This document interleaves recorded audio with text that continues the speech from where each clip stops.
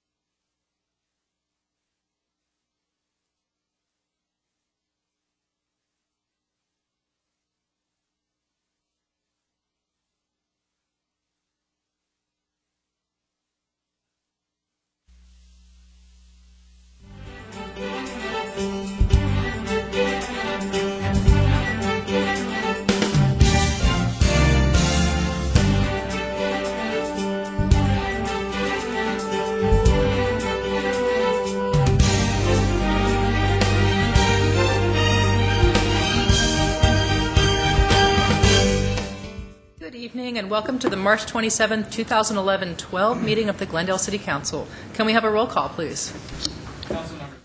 Here. Council members Manukian, Here again. Najarian, Here. Quintero, Here. Weaver, Here. Mayor Friedman. Here.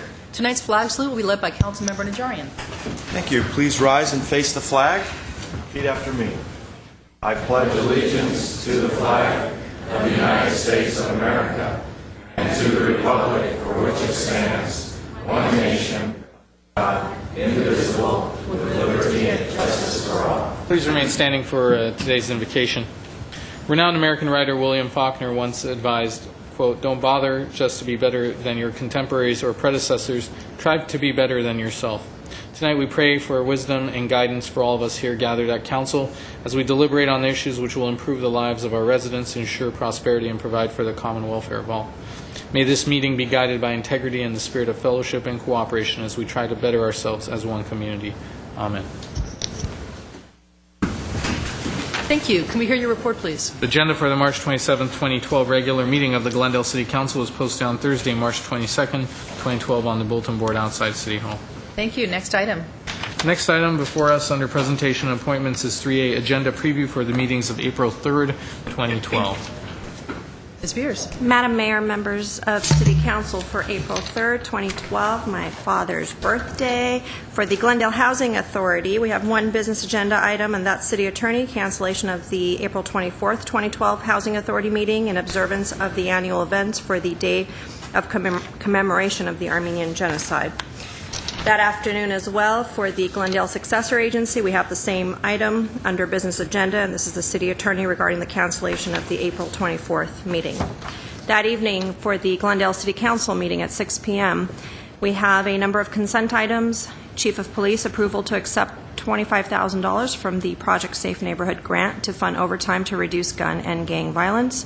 Chief of Police, this is regarding the National Integrated Ballistics Information Network and Integrated Ballistics Identification System. Director of Public Works, Street Tree Replacement Project. Director of Community Services and Parks, this is Measure R funds for the Glendale Narrows Riverwalk Project.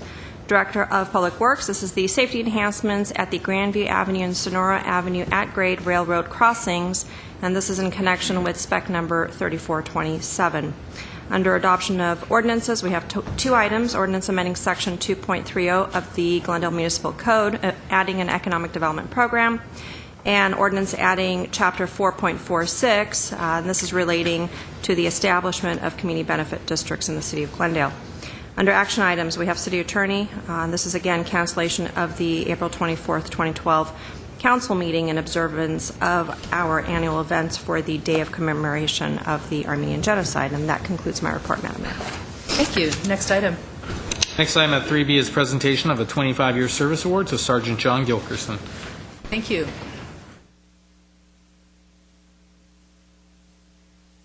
Has it really been 25 years? You don't look old enough. Short, but nonetheless, yes, 25 years. Well, good evening, Madam Mayor, City Council, City staff. My name is Lieutenant Rod Brooks. I'm the Central Business District Area Commander, and it's my privilege to present to you tonight Sergeant John Gilkerson. John was born in Glendale, raised in Montrose. He attended local schools and graduated from Crescenta Valley High School. John joined the Glendale Police Department in 1987 after serving as a reserve police officer. John worked patrol for 4 years, and during that 4-year period, he received a divisional commendation for rescuing a choking baby. In 1991, John was assigned to the Traffic Bureau as a motorcycle officer. He also served as an accident investigator. In 1997, John was selected as an original member of the SWAT team. John was also chosen as Officer of the Year for creating a multimedia public education program on pedestrian safety. In 1999, John transferred to the Air Support Unit. He's a trained helicopter pilot and eventually earned the rating of commercial rotorcraft pilot. John has amassed over 2,500 flight hours. He's trained in swift water rescue, air surveillance, and the delivery of firefighting equipment through a process known as long line operations. In July of 2006, John was promoted to the rank of sergeant. He served in the Patrol Bureau for 18 months before transferring to his current assignment as supervisor of the Community Police Partnership Unit. Under John's leadership, the Community Lead Officer concept has developed. Community policing and problem solving has been institutionalized throughout our department, and the National Night Out Against Crime has grown from one singular event to 44 simultaneous events in our community. In 2010, John won the department's Distinguished Service Award for his work in community policing. John has an associate's degree in Administration of Justice and a Bachelor of Science degree in Emergency Services Management. John is married and has 3 daughters. His wife's name is Carla. His oldest daughter is Allie, and Paige and Sydney are here tonight. John's hobbies are fixing everything that is broken around his house. He also loves to travel. Plus, he likes to explore the Sierras where he worked prior to coming to the Glendale Police Department. So it is my honor and privilege to present Sergeant John Gilkerson for his 25-year pin.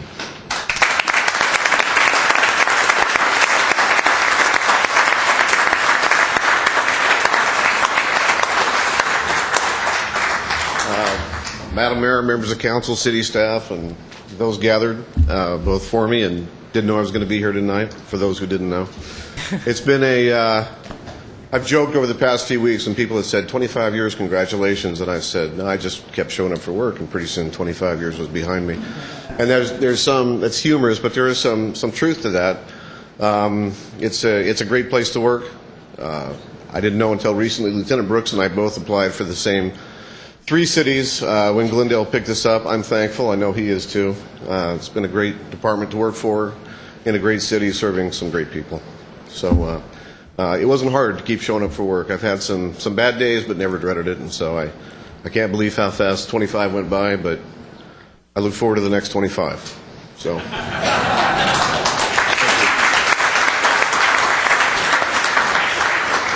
Now we have some keepsakes for you to commemorate your 25 years, and hopefully we'll be giving you your 50 year at some point. Stick around. I just want to say before we bring them down that it's hard for me to think of an officer from the Glendale Police Department that is more recognizable in the community. You have really gone out and made yourself available and made yourself a friend of all of the Glendale residents, and I want to thank you for that. It's so important to have officers like yourself who are approachable and personable and caring, and we greatly appreciate it. Thank you very much. Madam Mayor? Thank you. Mr. Weaver. John, one question. Of these 25 years, how many do you think you've spent in this council chambers on Tuesday? 5. 5. Yes, sir. I do think I'm sorry? What are you going to do with the humidor? The cigars go in there. Good. I don't know what's in here, but congratulations. Thank Great you very seeing much. Thank you. It's not that nervous being up here, is it? We're not making you nervous. It's hot. Is it? Okay. It's hot. I thought it was Long sleeve us. shirt? No, absolutely not. Thank you very much. Congratulations. Are you going to the back of the room and work the evening, or are you going Yes. to go out and celebrate? Actually, I'm going to go back to my office, watch on TV, and continue working. Well, what about doing the others? Everybody has something to do tonight. Congratulations. Thank you very much. Congratulations. Thank you, sir. Appreciate it. I think we'll set these down. congratulations to you. And let me say, this gentleman continues to go to a university to further his studies as an adult with 3 daughters. Thank you. Thank you Congratulations. very much.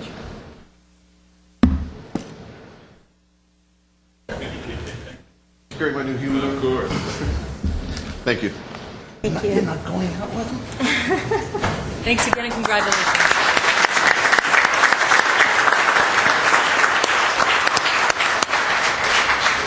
A bit of a switch on the agenda. Yes, Madam Mayor, the presentation to the Glendale Korean Sister Cities Association has been postponed, but in place of them, we have another presentation. Yes, we are very pleased tonight to have several students who are here as exchange students from one of our sister cities in Japan, from Higashi Osaka. I hope I'm saying that correctly.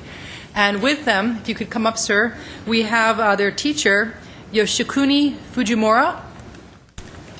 And if you'd like to come up and introduce your group to us and tell us a little bit about the exchange program, and we have something for you as well. We are very thankful. we are coming from Higashi Osaka, and from 12 years ago, and first time we could first time introduce ourselves in this place.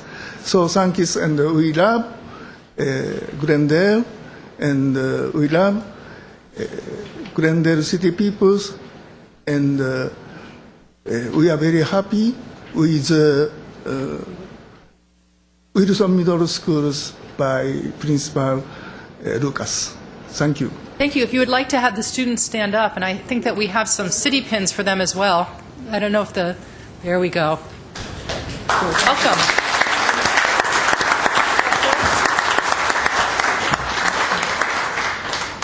Do we have someone from the association or another teacher? I would like to present you with a Glendale City book. If you could come back up.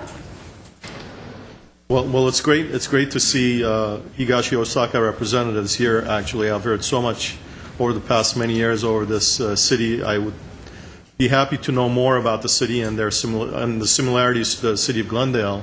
And how was it? How did it come about that we became sister cities? Because I think it's been a while. Oh, that's almost 50 years ago. Yeah. Yeah.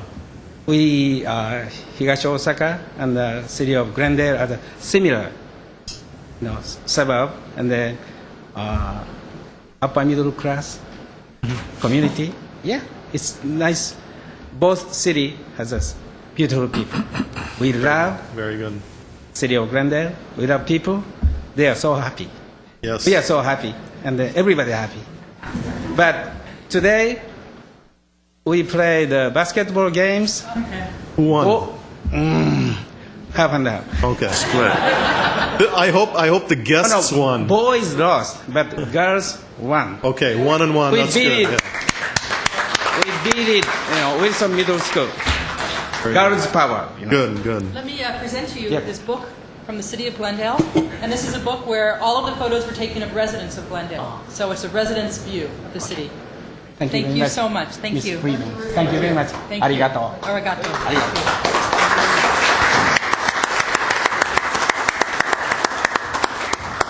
And we hope that in the future there's more individuals from Higashi Osaka to come and exchange information, exchange everything else in terms of culture and anything else in education with the city of Glendale. I think it is very interesting. You are all very welcome to the city. We'll be back next year. Good. Okay, very good. You're welcome.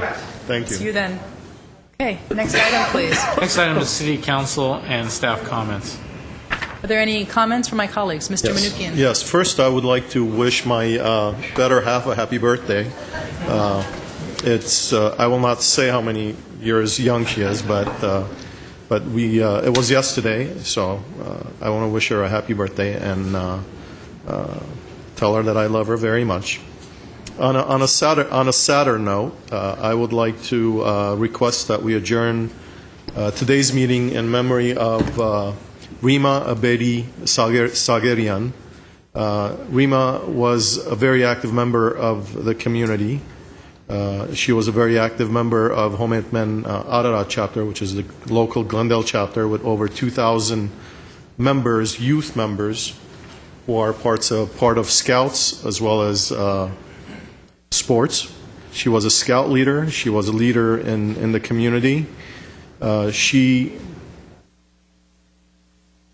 was battling cancer for 5 years, and she succumbed to it a couple of weeks ago. She was 55 years young. She was a young person. And the thing I remember most about her was that every time I saw her at events, I saw her at the AYSO fields where her son played soccer and her husband refereed with me. She always had a smile. You would never know that there was anything wrong with her over the past 5 years. She always had a smile. She was always willing to go out there and help anyone that was in need, regardless of what that need was. She was also a CPA like me. She was a colleague in the profession, and she was one of the best. And like I said, she never hesitated. She always had a smile on her face, and she never hesitated in helping. She was also active in Daftia Maryamian Educational Foundation, which she helped young individuals stay out of the streets and stay in after-school programs to help them with their future. So I would like to request that today's meeting be adjourned in memory of her Rima Bedi Sagirian. Thank you. Absolutely. Other comments? Mr. Quintero. Oh, I have a few things. Last week, the chambers were packed, so I thought I'd wait till this week, although we have a pretty busy agenda this week, too. I want to start by talking about the joint airport. The Burbank-Glendale-Pasadena Airport Authority had a joint meeting with the Burbank City Council. And basically, the meeting was about a survey that was taken, commissioned by the airport and the city of Burbank. A survey of all of the surrounding residents, not just at the airport, but the city of Pasadena, Burbank, and Glendale, and parts of the city of Los Angeles. The survey was actually quite complimentary in terms of what people thought about the airport and so forth. So we had this joint meeting where it was unveiled. It's all available on the web, and it was a great step forward in not only healing some of the issues that have taken place in the past, but also sort of looking forward to a positive approach to airport development, curfews, transportation issues in general. Along with that, I want to thank Councilmember Najarian and Supervisor Antonovich, both of whom sit on the MTA, and who had a motion that was passed to actually look at moving one of the train stations that's fairly close to the Bob Hope Airport, the northern line, as it's called, that runs up to Santa Clarita, Palmdale, etc. So I want to thank you. I think that's a great step forward. That would mean that that airport would actually have two train stations located right next to the airport property, one that runs out to Ventura, Oxnard, Santa Barbara, and up to San Luis Obispo, and then this northern line. Then I want to compliment Steve Zern and his staff, the arborist, Dan Hargrove. I think they did a tremendous job on the Bruce Avenue tree issue. Some of the council members were there listening to the testimony from the homeowners, and I think they did a very professional job, and I think that's headed in the right direction. And then I had an opportunity to go to the Chevy Chase Homeowners Association annual meeting. Other council members were also there, and which featured our new city manager, Scott Ochoa, who did a great job of answering questions from the audience. Next, the Armenian Cultural Foundation had their annual fundraiser, very well attended. And finally, this Saturday from 1 to 4 at Pacific Edison, we'll celebrate the life and work of Cesar Chavez. There'll be music, dancing, winner of the essay contest for the elementary schools. So it's Saturday 1 to 4 at Pacific Edison Community Center, which is on Pacific Avenue. That's it. Mr. Najarian? Thank you. I'm glad you reminded me about the Cesar Chavez. That March 31st is coming up quickly. I had the opportunity on Sunday evening to attend and participate in the telethon put on by the United Young Armenians. This is a great group of young Armenian students that come together. They're together throughout the year, but at this time of year they come together to organize their march in the city of Hollywood, demanding recognition of the Armenian genocide both from the Republic of Turkey and, unfortunately, also from the United States government that still continues to overlook the atrocities of 1915. I don't know what their final tally was, but it's really a great group of young kids. If anyone is worried about our younger generation, regardless of what ethnicity you may hold, there's still a lot of hope with these young kids. When they're determined, they can put their minds to it and accomplish almost anything. So congratulations to the UYA. Mr. Weaver, anything? No. Just a couple of things. First, I had the pleasure of attending the mayor's prayer breakfast last week. We had A.C. Green, who's a former Lakers star. I didn't know that because I have a friend who's a sports writer who once bet me that I couldn't name 10 basketball stars, living or dead, and I failed. I think I got up to maybe 4 or 5. But he was an incredibly inspirational speaker. I really, really enjoyed his talk. I want to thank him for coming to the prayer breakfast, and I want to congratulate all the members of the committee for another wonderful event. I also got to go to Balboa Elementary School last week with several members of the community for their Everybody Loves Reading program. I got to read for 4th graders. What a great grade that is. What a great age group. We had so much fun. So congratulations to everybody who participated in that program. I also attended the Armenian Relief Society's fashion show fundraiser. They do this every year. They've been doing it for dozens of years, and they raise money mostly for welfare of women and children here in Glendale and around the world. It's a great project, and they had at least 300 women there, and they had a great fashion show. It was women and men's clothing, and they loved the men and the men's clothing, but what they loved the most was there was a beautiful Afghan dog that came out as part of the show, and that got the most votes of best display. You heard that we were going to have a visit tonight from our Korean sister city, from our Korean Sister City Association. Unfortunately, they weren't able to make it. But the reason they were coming tonight is to introduce you to 10 very lucky students from our elementary schools who are leaving next week to go to Korea, to have an exchange program, to spend a couple of weeks learning about Korea and studying Korea and touring Korea.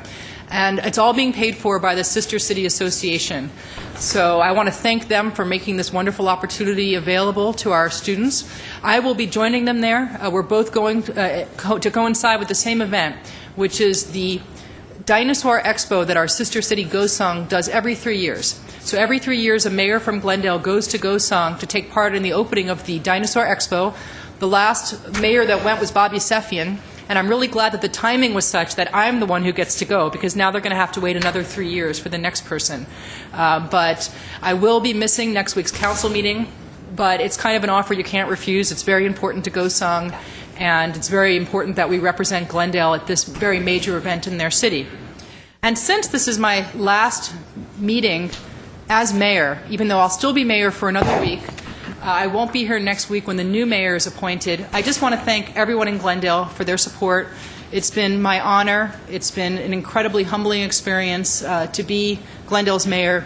I've really gotten to know the community even better and really seen what a fine community that we have of very concerned citizens. And I just want to thank everybody for allowing me to have this great honor. Thank you.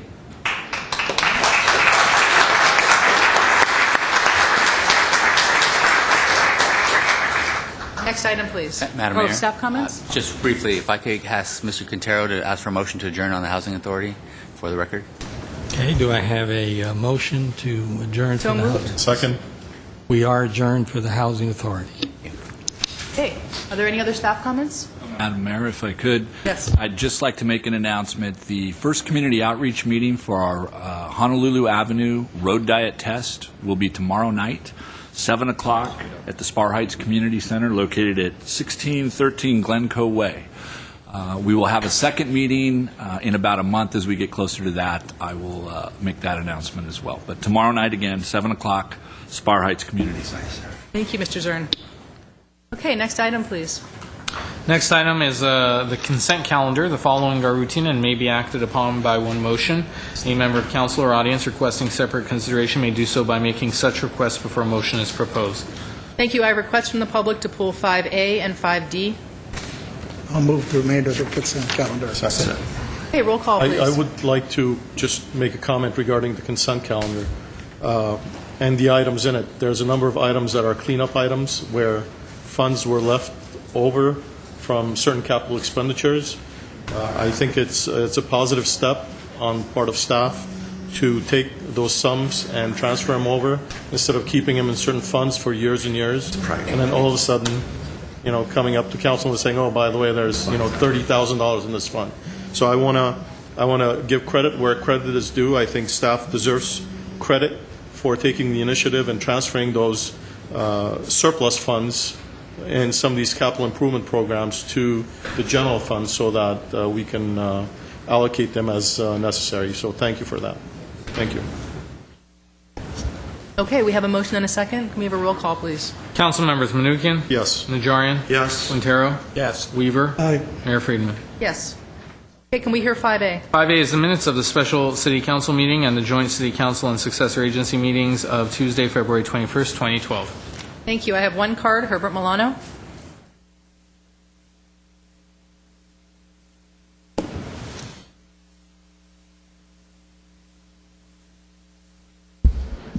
Mayor Freeman, members of the City Council and City staff, my name is Herbert Milano. The minutes that you're approving today are minutes from February the 21st, basically a little over a month ago. It is my suggestion that the City Council perhaps can urge the City Clerk's office to process the minutes such that we can get them as soon as possible after the meetings have concluded. The reasons are many. The most important one is that it allows those in the public who read the minutes to at least remember what were the topics that were presented a week earlier or 2 weeks earlier, and allow them to check to see if their comments were recognized by the City Council. The practice of the City Council for years has been to just simply record the name of the person that came before you and not the content of their ideas or their suggestions. It is my belief, for example, that last week, when so many people from the community, from businesses, real estate, homeowners, residents, apartment owners, tenants, came before you to address to you their issues that they have with regard to the utility rates, that it behooves us to have their ideas and their concerns as they stated on the minutes for the record.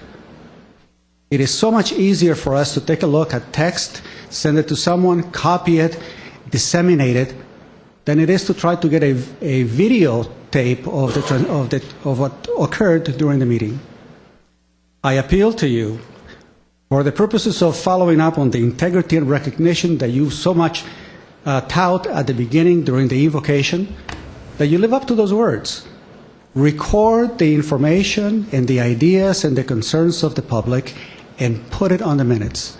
I don't think it is sufficient for us just to have the name of the presenter be put on the minutes. I hope you can make that change this year. Thank you very much. Thank you.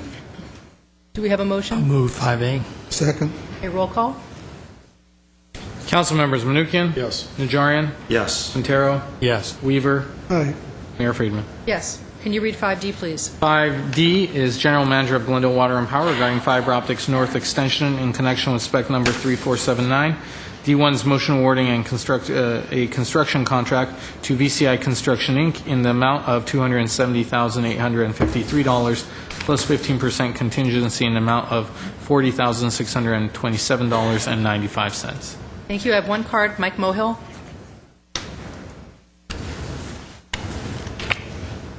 Good evening, Mayor Friedman, council members, and the viewing audience. My name is Mike Mohill. You know, whenever I see the word on one of these items that says Glendale Area GWP Smart Meter Program Grid, my radars go up and I say to myself, here we go again, spending more money for smart meters. We're going to go ahead tonight, you're going to approve these water rate increases. That's going to affect the citizens of Glendale forever. For the next 5 years, our rates going psh, psh, psh, psh, psh, psh. Here you have a chance to put a moratorium on the smart meter program. Someone in council should say that. Let's put a moratorium on smart meters. We're in a recession. Why can't we put a moratorium? But we keep on spending money on a program that many people do not approve of. And yet you're going to go ahead and have the ratepayers of Glendale pick up the slack here. I'm sorry. I don't believe you should continue this smart meter program. Thank you. My name is Mike Mohill. Thank you. Mr. Menuchyan. Yes. Why is there only one respondent to our request for one bid from VCI? I would think that the fiber optic network contract would prompt a number of organizations, a number of businesses to propose a bid. So this one's only has one bid, and we're giving the contract to that one bidder. Do we know if that is the market price for that item? Yes, and I'd like to ask Ramona Bueg to address that because he did all the evaluation and can speak directly to that. Good evening, Mayor Friedman, council members. Ramona Bueg, Assistant General Manager, Glendale Water and Power. We sent the bids to 6 qualified bidders, and most of the bidders declined to bid because the project to them is too small. This is a short extension. Why only to 6 bidders? Don't you publicize it in public? Yes, we did. And those are the only people that expressed interest in bidding. And once they got the bid, they thought the project was too small for their companies. And as far as we're getting value, we estimated that this project was going to be close to $380,000, and the bid came in. In a down economy, a contract of almost $300,000 is too small? I don't know why they said that, but that's the reasoning that we got from them. And the price that we have for it, has anyone priced it? We did. We worked with our previous consultants. Is it within our estimates as well? It's actually lower than what we estimated. We estimated about $380,000, and it came in at about $270,000. Plus the contingency of 40, which is about $310,000. That's correct.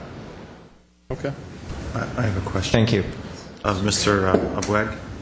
Yes, sir. Is this a smart meter program? No, this is really part of the communications program that we've been trying to do, but it does help the smart meters. There's an area in Glendale, the North Glendale, where we have a lot of hills. The radios are not that reliable, and we're trying to reinforce that. But at the same time, this would also help with the communications that we're trying to bring up to North Glendale, which would also support some of the needs by traffic and transportation. So we're doing some of the projects in conjunction with them for the traffic signal. Helps the city generally, both in terms of our balancing the electrical. Well, you're communicating between substations essentially in terms of demand and supply and switching the power so our residents have a safe and constant supply of power. More reliable service, that's correct. And it also allows us to lease some more of the dark fiber, so it might be an economic opportunity for us as well. Thank you. Thank you. Okay. I'll move the item. Second. Okay, roll call, please. Council members Manukian, Yes. Najarian, Yes. Quintero, Yes. Weaver, Aye. Mayor Friedman. Yes. Next item. Next item on oral communications, this is the 3-minute community event announcement portion. We will return to the full 5-minute portion at the conclusion of all city business. Thank you. I have one card for this portion of oral communications. Leon Mayer. Good evening, Mayor Friedman, members of the council and staff. My name is Leon Mayer. I'm here on behalf of the Friends for Glendale Library, and our next event is a week from Wednesday, April 4th, 7 o'clock, Central Auditorium, and we're having an interesting program at which I will handle the kind of the panel, so to speak, and we're calling it Independent Voices, and the authors that'll be at the event are authors who have published their own books, and we'll get a chance to ask them questions about their books, how long they worked at it, and why they published their own books, and it should be very interesting. We're going to have 2 authors who are with the Glendale News Press, Patrick Kennedy, Dean Hartwell, and Gary Huerta. Gary and Patrick Kennedy are the gentlemen who are with the News Press. They do weekly columns, which a lot of people find interesting. We're also going to have not Gary Huerta, but Dean Hartwell, who's written a book. He's been around Glendale for a long time. And we're having somebody new to the area, Lori Stevens, who's written a book called The Dark Before Dawn. And this is a thrilling multiple serial murder type mystery. And she does a great job with that. And she's also appeared already in circles, television, radio. She's an exciting author, and I urge you to come out and see her. Now, I guess to Did we get them up in the screen yet? I don't know, Mr. City Clerk? I believe GTV6 has been running banners. I'm not sure if they were all running when Mr. Mayor was speaking. Okay.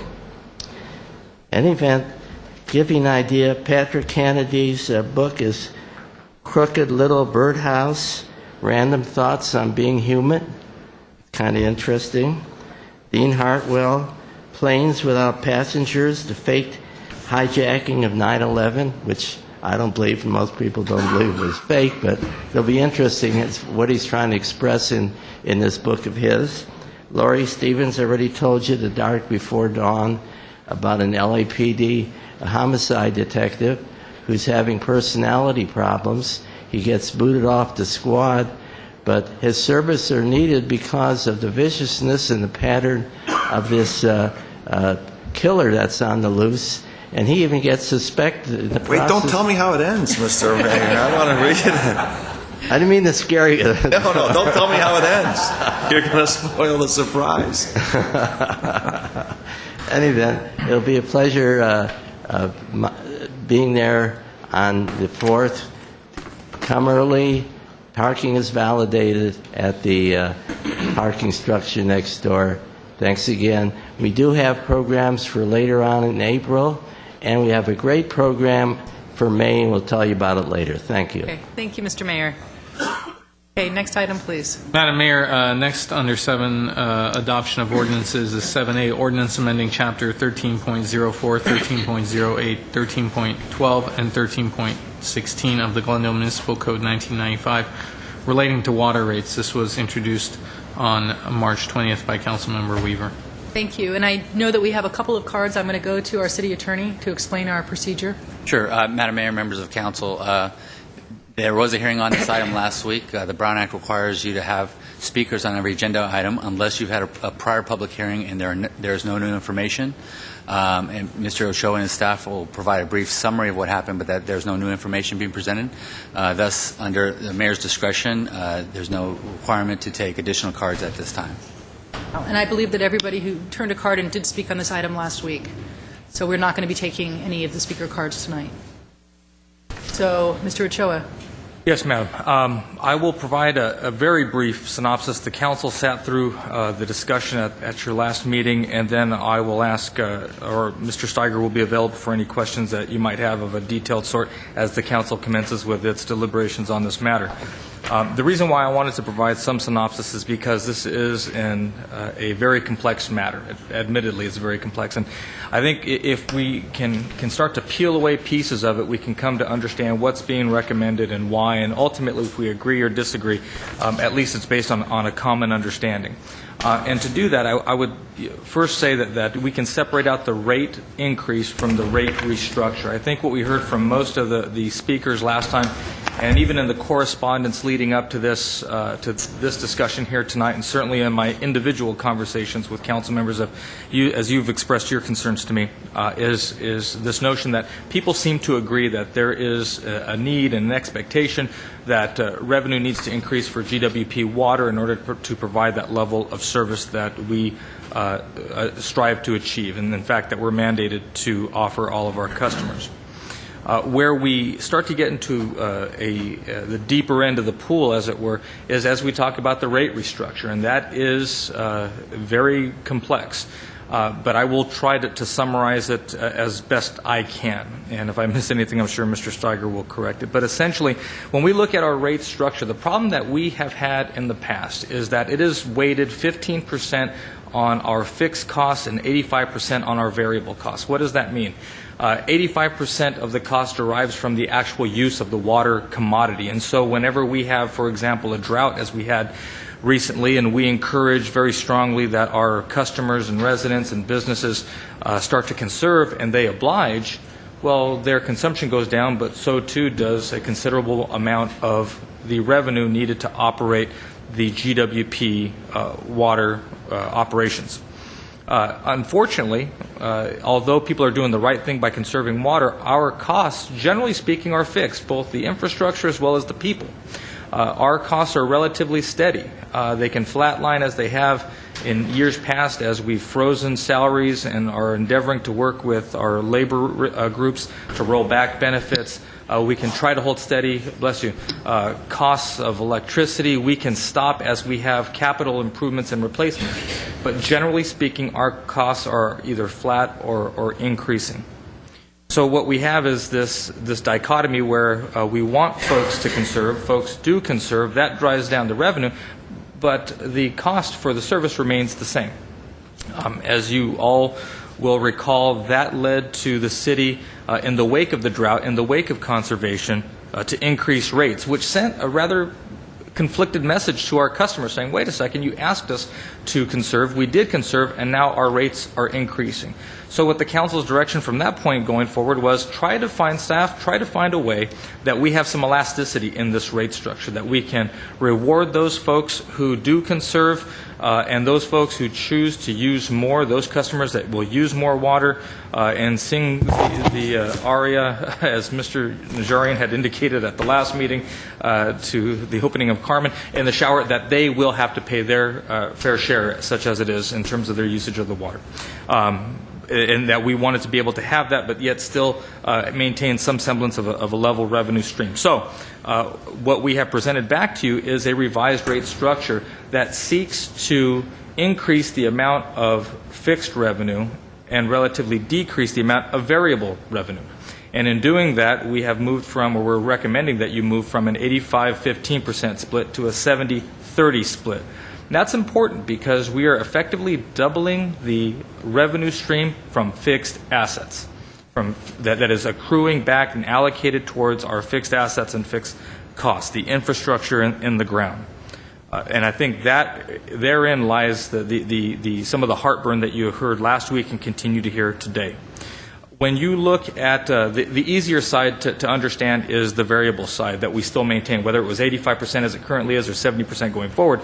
What we are endeavoring to do is to migrate to a more equitable system of tiers, 5 tiers specifically, that rewards, again, those folks that conserve and allows people that choose not to conserve for whatever reason to pay their fair share. The tiers are based on the first lower tiers. We're able to lower the actual commodity rates by having the first 2 tiers rely upon groundwater resources that we have based on our model that we have here locally.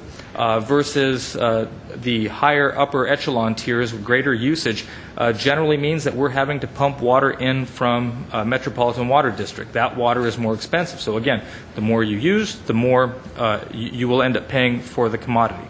That part, I think, is relatively straightforward. People seem to get that part because it's tied to their usage. The part where there is this dissonance in terms of how people feel about what the rate structure is the fixed component. We have a water system that has to handle the peak demand at any given time, at any snapshot in time. We have to handle the peak demand of water usage within our system. So if you think of that water main running down the street and whether or not it's completely, the capacity of it, the potential capacity is fully used or not fully used. I'm using this just as a metaphor. It really doesn't work this way. The peak capacity, we may only hit that peak capacity once a year, twice a year. We may never hit it because we never have a need to have all of our capacity running all at the same time. Still, we have an obligation to make sure that it can function, that it has to be able to operate. Those fire sprinklers and fire lines and any other element of our system have to be able to work. You have to have assurance that it works. The customers have to have assurance that it works. And therein lies this issue of capacity, whether it's used or not used. We have to be able to meet those peaks and allocate our costs, that fixed cost, that 30% of what the overall cost for GWP water is, allocate that across our fixed assets that impact our customers. Well, if we're going to do that, and we know that we have to meet capacity demands, the element of our infrastructure that is closest and tied most closely to that element of capacity and serving peak capacity are the fire meters. You have a 1-inch meter, your capacity is relatively small. You have a 4-inch meter, your capacity is relatively larger. You have an 8-inch fire meter, it's larger still.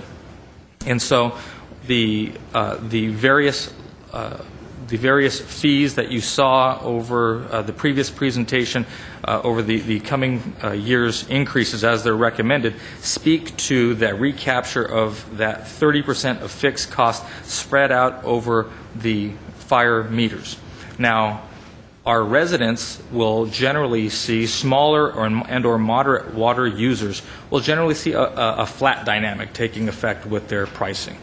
Yes, the meter fee is going up, but if they are moderate water users, their water consumption charges are actually coming down because the cost of the local groundwater is less than the met water. They would even out, and I think you saw in the presentation last week, their pricing may actually decrease, their bills may actually decrease. Those folks who are using considerably more water, again, their bills would increase with the usage of met. Where you see the lines cross for some of our customers, however, are those users, primarily commercial users with fire meters, who do not use a whole lot of water. So, for example, a warehouse operation that is required under code to have a fire meter, but doesn't have a whole lot of employees because they're just storing materials, and so they don't have a whole lot of water usage, they could see that sizable increase. And therein lies the rub with respect to this rate restructure. In trying to find an equitable way to distribute that 30% fixed cost over our customers, in many ways where you stand depends on where you sit. And we have to make sure under the auspices of Prop 218 that one customer class is not subsidizing another customer class. I don't know that the framers of Prop 218 expected us to be in this particular situation, but such is the legacy of ballot box legislation, where the unintended consequences sometimes impact the bottom line in strange and unanticipated ways. So what we had before you was the proposed rate restructure over a period of years. Staff, at hearing the concern from the City Council, met with businesses, representatives of the business community, and offered to and recommended to Council as the formal recommendation that we, in the first year, decrease the amount of the fire meter charge. Instead of going from $36 to $180, to bring it to $116 a month. That, I think, was sincerely appreciated by the business community, but was not seen as enough. Unfortunately, at this point, without totally reconsidering the structure of the proposed rate increase, there isn't many other options for us to consider, because at the end of the day, the other ratepayers, again, cannot pay that differential. That's going to have to come out of the general fund some way, shape, or form. So where does that leave us today? We have several options for you. You can accept the recommendation as it was either originally envisioned with the 4-year rate increase as was detailed in the Will Dan report and the original staff report, or some variation of that with the step-up that was recommended by staff. You can reject everything outright and just say we're going back to starting blocks in this particular case. And the hybrid really between the two, based on what I've heard individually from council members and continue to hear from businesses, is the opportunity to continue dialoguing, to find additional ways to work together. But I think that means for purposes of GWP to be able to approve the rate increase as it's been recommended, either with the step up or without the step up, but to commence immediately per council's directive with an ongoing dialogue with businesses and a cross-section of different customers, not just businesses, but also residential stakeholders, large lot, small lot folks, to see if indeed there is a better way to allocate costs. I hesitate to say a more equitable way, because if we are going towards a 30-70 split, we believe that this is the right way to do it. But after studying it further, council could decide before the next year's rate increase to reconsider that split. What is, I think, indisputable by any party at this point in time right now is that, by reasonable parties at this point in time, is that there is a need for increased revenue to GWP's water operation. We have a proposed rate increase before you that does that. But just because council approves that does not mean that you could not direct us to continue working with and talking with all of our various stakeholders and report back to you. With that, I'd be happy to open it up to Mr. Steiger if you have any questions for him or for me. I'd like to have him give us the percentages so people that are listening have their memories refreshed of the rate increase. The percentage rate, it's actually revenue increase for the utility would be for this year a little over 1% because we've already eaten into part of the year. So by the time it would go into effect, be a little over 1% for this year, 2% next, 4% the following, and then 5%. So it's 1, 2, 4, and 5. And just for that very, two things on that point, it was council's directive that as we wade through the balance of the recession to hold the net revenue increase down in the first 2 years and push the needed revenue increase back to the last 3 and 4, year 3 and year 4, hence the graduated increase that's there. It's 2, 2, 4, and 5, right? The increase is it 2, 2, 3, and 5, or 4 and 5? It was supposed to be 2, 2, 4, 5. At this point, given the time of the year, it's 1, 2, 4, 5. Okay. I don't have any questions. I just want to comment on this. As I've stated before, I'm opposed to this restructuring and increase. The most difficult thing for me is when I have an elderly individual who comes into my office and an individual who's had a full life, very successful, but the economy has devastated him, that comes into my office and almost to the brink of tears asks me, how am I going to pay this $50 utility bill? I don't know what to do. I'm at my wit's end, and I don't know what I'm going to do. So, when we talk about 1% or 2% or $10 or $15, it really doesn't affect me a bit in terms of my financial situation.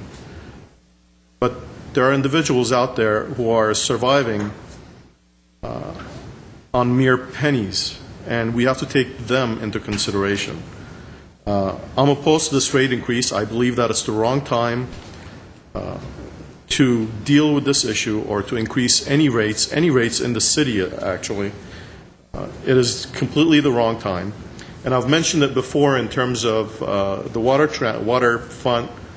surplus transfer, which was done last year, and there was a $7 million surplus in the general fund, which was kind of sprung on us the last minute. There was also a comment made that we don't believe in transferring from general fund to the water fund. Let me just remind everyone that the $7 million surplus, and to the city manager, that the $7 million surplus from last year, which we did not expect, you could say that $4 million of that is the transfers from the water fund, and the other $3 million is a transfer from the electric fund, which was approximately $21 million last year.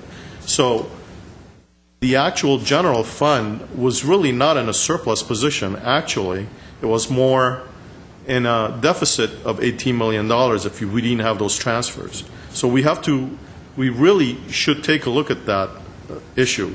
And that is a valid issue as it relates to the surplus from last year. I'm not convinced at this point that some ratepayers are subsidizing others, because last week there was a disagreement between our staff and the consultant in terms of the subsidies, and I asked for numbers and more of a fact-finding question in terms of how were one set of ratepayers subsidizing others. And I don't think staff can give me that answer in a week, and I really didn't expect it. But I do have a suggestion in terms of some of the capital improvements that were shown on the slides.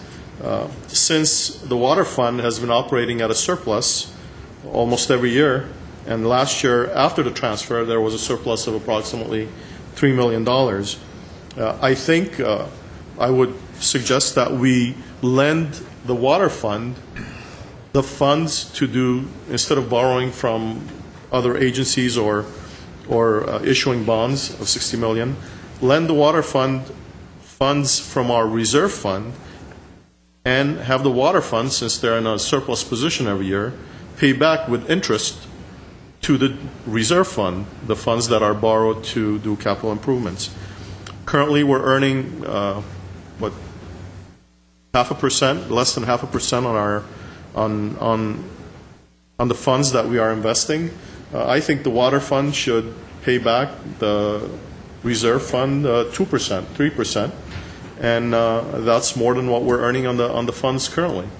So, if we're talking about capital improvements, and we certainly have the funds in the reserve fund to lend to the water fund, the funds that are needed for the capital improvements, and we can delay this water rate increase or restructure and the meter rate increase until such a time where our residents are in a better position and our businesses are booming, and we can, of course, deal with it at that time. So, in general, I'm opposed to it. I've voted against it, I think, every time, and I do respect all the opinions of my colleagues, but these are some of the suggestions that I think about as I'm trying to get to sleep at night, and I can't. So, water fund comes to mind. It's a wonderful thing to have in your mind before midnight.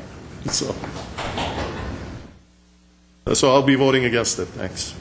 Mr. Quintero? I have a question. The past few sessions, we haven't mentioned, or the staff hasn't mentioned bonds. What is the idea that with the rate increases you would necessarily have to go out for bonds, or could you set up a program where you would pay as you go?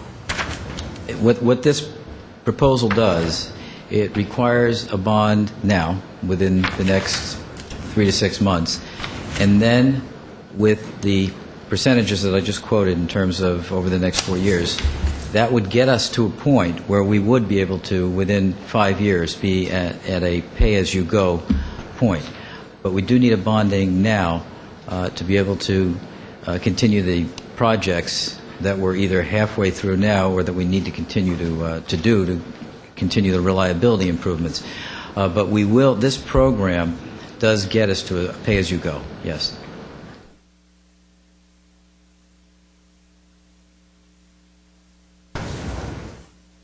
Mr. Weaver? Well, I guess over the last week I've spent some 15 to 20 hours going over this over and over and over with water and power staff, city manager, so on. I guess I'm as comfortable as I can get on voting for this. I use that word, as comfortable as I can get, because I wish it could be even more fair to everybody concerned. I see the necessity for it. All capital improvement would be stopping. A lot of other factors would come in that are just unpalatable to the system. The one thing that every one of us wants is good, fresh, clean, well-treated water in our homes. And I don't want to risk that not happening to us. But like I said, based on everything I've done, I got pages of, I got a book going over and over and over. It took a while to understand it because every ordinance that I looked at from the past all talked about how complex the water system is. And that is true. It took me a long time to get it. Plus the fact that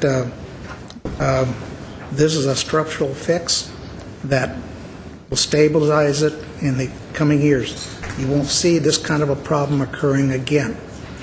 Say, why didn't you do it 20 years ago? Well, that was back then. But this council directed staff to go look at fixing the system. And they did. They came up with a mechanism, changing the 1585 to 3070. So Water and Power has a stable amount of water coming in to run the system. The variable factor, it'll always be there, but the ratepayer will not see it. So you can't have one subsidizing the other. 218 took care of that. The single-family resident cannot subsidize commercial or vice versa anymore into the future. So we've taken the steps. So I'm comfortable with it.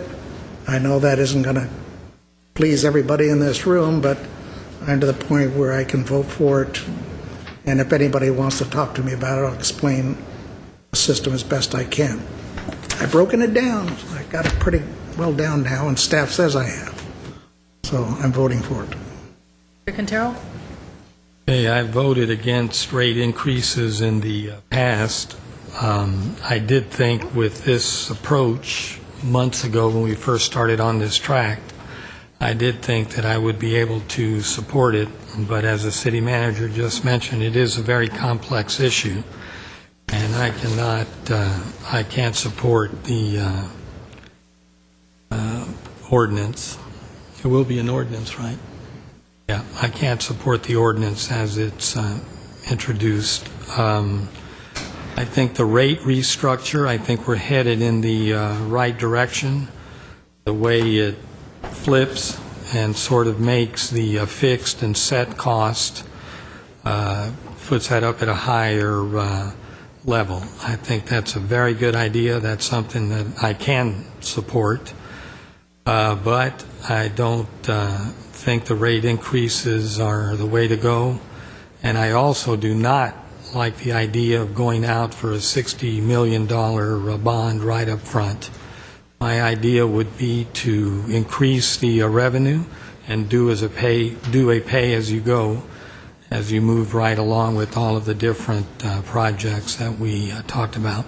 So while I haven't lost any sleep, because I do sleep very well, fall asleep immediately as soon as I hit the pillow, I've been thinking about it a lot. I've been reading and really thinking about what I was going to do, but I just can't. The way it's proposed, I just can't. I can't support it.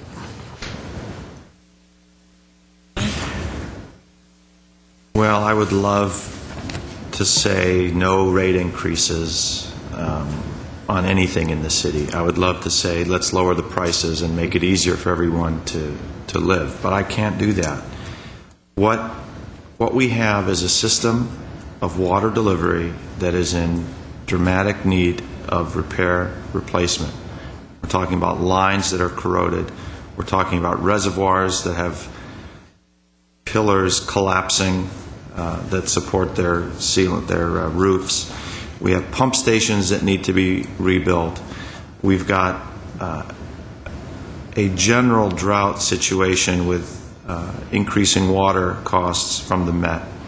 We've got neighborhoods in this city that whose residents can't properly turn on a hose and rinse off their car or water their lawn. We can't put aside the infrastructure upgrades. Now, did we create that? No, we didn't. That's something that was created over decades of neglect, of kicking the can down the road. We have to do something about that now. I think my task as a council member is to make sure we're a safe city, make sure that we're a clean city, make sure that the basic necessities such as electric and water are available to the residents. Prices are going up. I've heard from both sides, from the residents and the businesses, that they think it's unfair. They point the finger to each other group and say, well, they should bear the cost. Maybe that's an indication that we have struck a happy medium in this rate balancing. I've heard residents say, well, it's not fair to me because I have 7 people in the house. The guy across the street only has he and his wife. I shouldn't have to pay more. When I started thinking about that, and I said, maybe we are unfair in that. And the next step was, well, how are we going to verify that there are 7 people in that house? Are we going to ask for names? Are we going to ask for social security numbers? Are we going to need to know when Grandpa and Grandma leave the house and go live with Uncle John? I mean, you talk about government intrusion into your house. That is going to be one of the most incredible invasions of privacy, is when GWP, to make it fair and make sure that houses with more residents have a commensurate increase in their load, come knocking on your door and ask for the list. Who's in the house? We don't want you to lie. We don't want two people to get credit for Uncle John or Grandma. Is she here or is she there? So that just doesn't work. That just doesn't work. I think that we've been through this for months. We were criticized when we first delayed this for 30 days to reach out to the business community. We were criticized. Oh, we're striking a sweetheart deal with the business community. I don't think the business community is claiming that this is a sweetheart deal for them, but what it was outreach that we tried.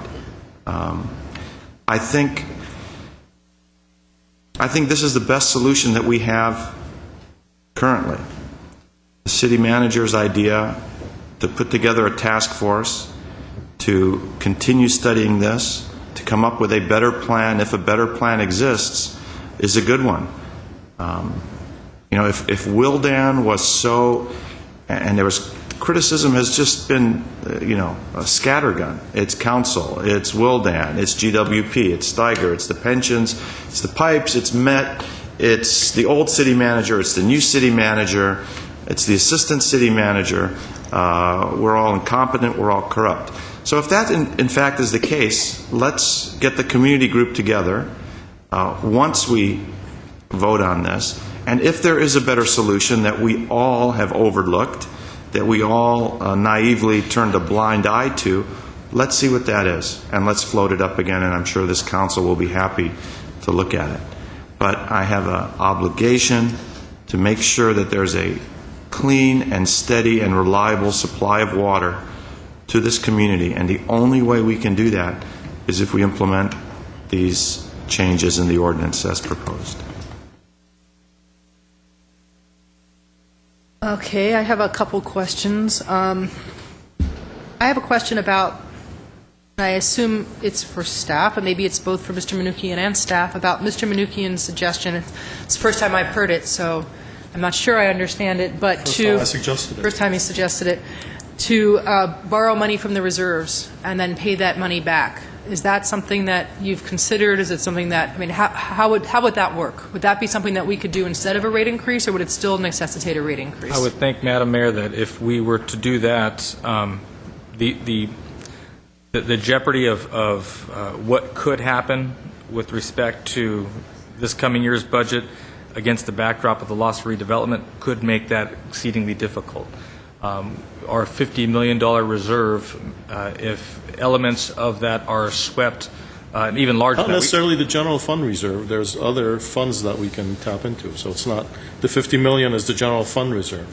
Right. And I know we shouldn't dip into that, but aren't there other reserves that we can look at? There are other reserves, but for example, the $32 million that was moved over from the redevelopment agency to the city that could be swept back. There's so much uncertainty that at this point, if we were to do that and then lose that amount of money, let's say we were going to take it from that location, then we have to find a new home for the amount of money that we would be offsetting in this particular case. The dominoes would have to be anticipated or analyzed as to where they would fall. So could it be done? In fairness to Mr. Manoukian's very resourceful solution, it could be done. Would it be the practicality of it? I would recommend it being analyzed as part of the overall budget process. In fairness to the full council, because you do have other funds, you do have a portfolio that is significant, but it's getting less significant with each quarter as we don't earn very much money in the market. And it isn't, at least based on what I'm hearing from council, it isn't as though that this money is going to be brought back by an artificially inflated revenue stream, although if you do charge interest, you would have to make that interest back to whatever reserve fund you borrow the money from. But I would just urge some caution that if we were to look at that, it would be done against a larger backdrop with a more complete discussion. If you wanted to do that looking at, for example, year 2 increases, I would think that that's a more prudent way to go. And any other suggestion or any other specific question about other fund balances that might be available, I'd have to defer to Mr. Elliott. Madam Mayor, members of the council, just wanted a little point of clarification. While I don't think there's legal requirements restricting us, and I would defer to Mr. Garcia about loaning funds from the city's portfolio to a specific enterprise fund, there is a restriction on going any longer than 5 years in the city's portfolio. So I don't know how practical it would be. What kind of restriction? Who implemented that restriction? I don't know if that's government code. Yes. Yeah, I think it's government code that doesn't allow us to go longer than 5 years. Which government code? Which code? What is the code? State of California. Do you have the code number? No, I don't. Okay. If you could forward me that code number, I'd appreciate it. So from a practical standpoint, while we could do it perhaps on a short-term basis, a bond issue would typically be over 30 years. So. Thank you. Well, I'm certainly willing to explore that in the budget process, but we are going into a year of a lot of unknowns, and it's very probable that we're going to have to, Mr. Steiger? No. No, thank you. It's very probable that we're going to have to be back into cutting mode again. We are probably going to have somewhere between a $7 and a $9 million hole due to the loss of redevelopment and trying to continue some of the programs that paid for, like neighborhood services and code enforcement, plan check, programs that are still going to have to continue as far as I'm concerned. We're now going to have to be paid for out of the general fund. And we will be cutting. I mean, beyond that, there's going to be programmatic cuts, there'll be staff cuts. This is going to be a leaner city even than you've seen it this year. So I'm not comfortable with saying we're going to either take more money out of the general fund or borrow money from reserves. We've resisted the urge to take money out of reserves as we've gone through this whole process. I'm not sure, I'm not convinced that the economy is necessarily going to all of a sudden rebound in the next year or two and then we can just pay all that money back. I think we have to live within our means from year to year. When we first were proposed the rate increase, I believe staff was proposing 4%, 4%, 4%? Yes, ma'am. 3%, 4%, 3% across the board. And council voted, and I think it was unanimous, correct me if I'm wrong, voted. I didn't vote for any of this. Mr. Manukian says he didn't vote for it, but the rest of us voted for a different structure, which would be the structure that's now, which was 2%, which is now 1%, and then the rest of it to smooth it out so that the hit wouldn't come now. And that was the compromise that at least 4 of us voted for then. And in terms of the restructuring, the idea, as Mr. Ochoa laid out, the idea behind the restructuring is to reward people who do conserve. And what makes me feel, even though any rate increase is going to be difficult for many people, for probably for everybody, but the people that it would hurt the most, the people who live in apartments, people in smaller households, retirees, they're going to see their rates, for the most part, either stay the same or go down. And I've asked people to run the calculator that's on the GWP website, and a few people have written me back and said, I ran the calculator, and by golly, my rates are going down. And the reason that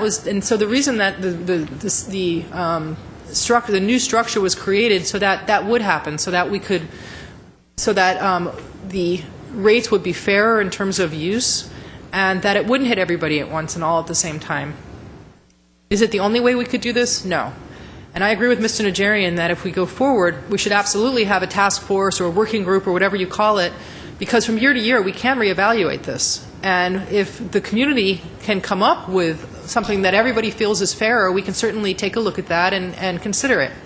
And let's not forget that our GWP Commission, made up of people in the community, have had multiple study sessions over this, have gone through many different options with public testimony, and felt that this was the way that they thought was the fairest way to do this. I don't know of any cities that aren't doing rate increases. They probably are out there, but I've talked to as many different council members in as many different cities as I come in contact with, and the question they ask me is, how could you possibly only be doing a 2% rate increase? We're seeing 9%, 8%, 11% from cities all around the region, and that's absolutely the case. And it's the case for a lot of reasons. But I reject the idea that if you had a perfectly run utility, your rates would never go up. And that seems to be what a lot of people think, that if things were well managed, our costs would never go up. I mean, think about it. If your household is well managed, does that mean that the costs that you pay never go up? Our utility pays a lot of the same costs that you pay. We pay electric charges, we have to pay maintenance, we have to pay construction costs, all of that. And those costs go up. So if you really want to argue that because rates have to go up, that the utility is badly run or corrupt, I would challenge that. I think that you can't make that factual case. And you know what? Rates are going to go up regardless because MWD is raising their rates. Water is going to increasingly become even more of a precious resource in this area, harder to get and more expensive. There's just a certain limited amount of water, and there's a lot more people who want it out there. So I think it's really unfortunate to have to do this. No council member, no elected official wants to raise fees or rates. It's a very difficult thing to do. It would be a lot easier for me to just vote against this, but I wouldn't sleep well. I wouldn't be able to sleep at night if I thought that people in Adams Hill were going to continue to have bad pressure because we weren't going to replace their lines, that water mains are going to start breaking, and 5 years down the road, the next city council is going to have to pay even more money because it's more expensive to repair something once it's broken than to maintain it. I don't think that's a responsible way of running a city either. So I'm willing to vote for this today, reluctantly. I would like to see a task force or whatever you want to call it formed. I would like to see them work on this issue and see if we can come up with something that everybody feels is more fair. And certainly this is a brand new structure, and we will evaluate it. And it doesn't have to stay exactly as it is, but I think it's worth trying because the alternative of not raising rates, I think, is going to put our utility in jeopardy. And raising rates in the old fashion, where everyone across the board pays the same amount, I think is going to really anger a lot of residents. Okay. Point of clarification, if I may. There was a comment made that the 1%, which the mayor repeated, I just want to clarify that there is no 1%. It's 2, 2, 4, and 5. But the time of year that it's going into effect. You're allocating it because we haven't raised it. It's going to be raised by the middle of the period, whichever period that you were taking into consideration. But it's not 1%. I just want to clarify it. Correct, sir. It's being prorated, but it is. Right. Yes. Right. Yeah. The revenue that it will raise is 1%. Yes, I know. Right. Madam Mayor, I make a motion now. Okay. And with a caveat, city councils have sat up here and since 1958 have raised the water rates at least 15 times. Well, different today.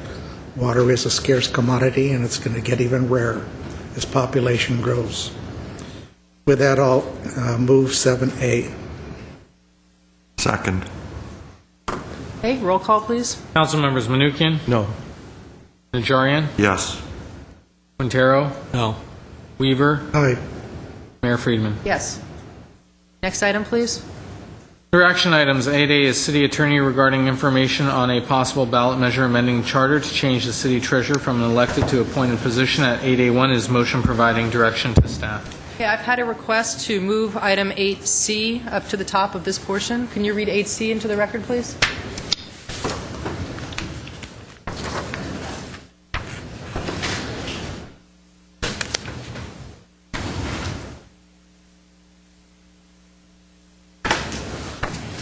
Madam Mayor and Council, 8C is Director of Community Development regarding establishment of community benefit districts within the City of Glendale. C1 is ordinance for introduction. Okay. Oh, I'm sorry. Mr. Agani is going to lead our presentation Okay. here. Mr. Agani? Thank you, Madam Mayor, members of the council. This is the second item we're presenting today as a new set of tools that we're looking to introduce in the city under the city's charter that will allow, in this case, will allow any district in the city to come and request to create a community benefits district. Unlike the other types of benefits districts that we have had in the past, this one allows mixed-use residential and commercial properties to also participate in such a district for a period of up to 20 years. It gives a greater level of flexibility than other benefits districts that we have had experience in the past. However, as it stands in our municipal code, we do not have a mechanism to allow property owners to request to create such a district. The proposed ordinance allows, creates, again, a legal mechanism through which property owners can come forward and request such a district. We know that there might be interest in the central business district and other targeted growth area or business districts in the city.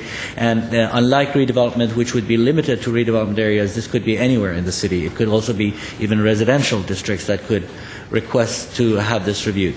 So the only thing that this ordinance does, it allows such districts to be created if there is interest for that. And the procedure is outlined in the staff report. If you have any questions, I'll be happy to answer them, and there will be staff who can answer some of the more technical questions if you need them. Thank you, Mr. Weaver. Is it like an assessment district? It is like an assessment district. Because we went through the last decade and spent over $48 million on open space acquisitions. Right. And by the time we got through that, I was saying, look, if there's any more land acquisition in the hills, there should be an assessment district created for those that will be impacted by that acquisition, and they pay for it rather than the whole city. This sounds very similar to the same thing. Whatever improvements a particular part of town, like Adams Hill, they could create their own and do it much easier than coming to the city to try to do it. And this would allow, sir, that they would be able to be self-directed with staff liaisoning with the city liaison for marketing, promotions, litter removal, above and beyond that which the city currently affords. So it's especially an effective tool for business owners and business property owners to be able to come together and do those kinds of things. Everything from as I say, marketing and promotions to advertising, security, litter removal, and things like that. Like the BID in downtown. Essentially, sir. Yeah. That's a great idea. Other questions before we go to the public? Okay. I have several cards. Dennis DiPietro to be followed by Richard Espiritu. Madam Mayor. Mayor.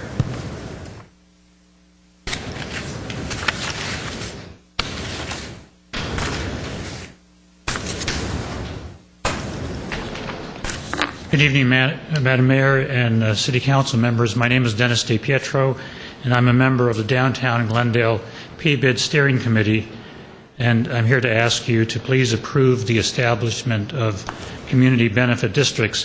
The CBD ordinance will allow us as stakeholders in a specific area such as the Glendale downtown to better identify, approve, and manage those special and curb to property line benefits unique to our own space, our own areas. While some of us are fortunate enough to currently have the wherewithal to commit more time and finances to our areas, time is tough, and certainly no less for businesses and property owners who will be asked to fund these special benefits. I would therefore ask that you all remain hesitant in approving funding for non-essential projects or for fee increases which it can be mitigated through the other means such as improved efficiencies. And now, speaking as an officer of the Glendale Chamber of Commerce, our board has previously taken the position in favor of a downtown PBID and will likely be in favor of specific CBDs on a case-by-case basis and as long as there is proper community support. Thank you. Thank you. Richard Espiritu to be followed by Mike Mohill. Good evening, Madam Mayor, members of the City Council and staff. I am Richard Espiritu. On March 13, 2012, on a special report to the successor agency, I like to quote one sentence. Despite the potential and additional funds and/or new tools for local government to replace the redevelopment agency. This is that tool. And I'd like to know a couple of things regarding this particular proposal. How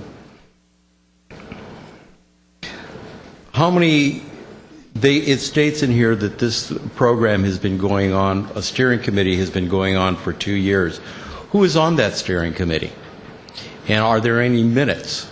I'd love to see the minutes of those meetings for the last 2 years.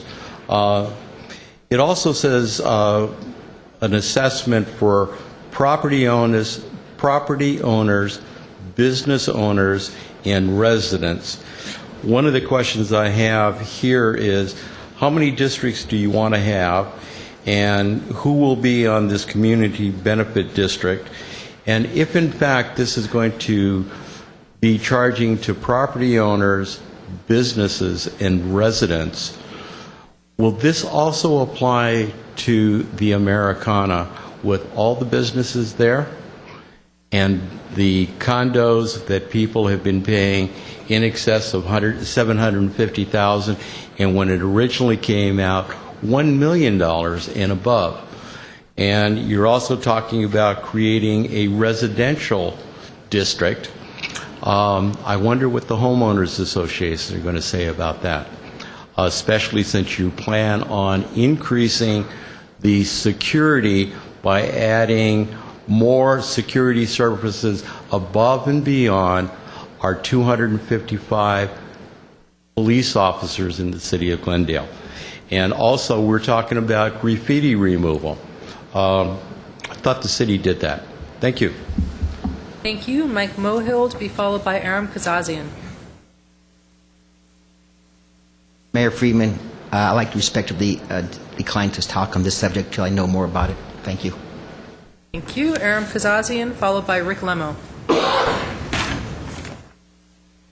Yeah, Aram Kazazian. I just concerned, is this part of the new redevelopment agency you voted earlier today to form, which is going to go in effect 2 weeks from now? Is this part of it? Is the same part of it or not? And as we know, we're in debt in $1.1 billion in obligations under the development agency. And what is this going to cost, including the new redevelopment agency you voted earlier to place, put in effect throughout the entire downtown area? With that redevelopment agency is going to have their right to borrow more bond money and put us more in debt. Also, will it have you have the right to, for eminent domain, take people's properties away with that new redevelopment agency you formed? What is the relation between these two? And nobody knows about it. As I said earlier today, you should put this into the public's eye and contact the Chamber of Commerce, the Board of Realtors, business owners, and all the newspapers should advertise this. There's nothing going on anywhere I've seen any advertising. And I need, what's the total obligation that's going to cost? How many more people we need to hire to run these two agencies?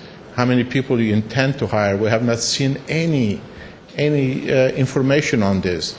Also, we're putting two new agencies online, which is going to cost us maybe another $10 million. We don't know how much it's going to cost us. Thank you. Thank you. Rick Lemo to be followed by Helen McDonough. Good evening, Mayor, Council, staff. I really wanted to speak in favor of the Community Benefit District, but before getting that, I think it's important to answer a couple of questions. Because I'm not really sure where the comments that preceded me came from. I've never heard that before anywhere I've been. This is not a tool in any way, shape, or form that is patterned after or modeled after or works in any way, shape, or form like the redevelopment agency did. There's absolutely no correlation between a community benefit district and a redevelopment agency. None whatsoever. And that's important to put that on the record. This is a self-assessment mechanism where property owners can make a decision, or residents can make a decision to make improvements or add benefit to their property, that they assess themselves and they manage their own dollars, which brings me to the point of there's no cost to the city for personnel or management in any way. Depending on the size of the district and depending on the funds, the district will fund its own management. There is no district, no specific district being formed this evening. This is to be able to set up the ability to have this done virtually anywhere in the city. The only way this may be related to redevelopment agency or to city expenses is, in this economy, business citizens or residents can't come to you and say, do this better. Because your reply would be, well, there's not any budget for that right now. So we can choose to do some things better and make improvements and take on certain expenses because we have control over those dollars. And it doesn't come out of city funds. In regards to the steering committee for the PBID, the property owners themselves put together the steering committee. The property owners themselves elected the steering committee, of which I happen to be the president at this point in time. And we worked ourselves, coming to get input from city staff when necessary to take on that role. And with that, now I have a whole 37 seconds to say that I wholeheartedly, both as an involved business member of the community and as a representative of an entity that is going to pay a significant assessment, the Americana at Brand and Caruso affiliated, support the establishment of a community benefit district. And I also want to thank staff for their patient input with all of us who weren't really sure how to make this happen. Thank you very much. Thank you. Helen McDonough is my last card.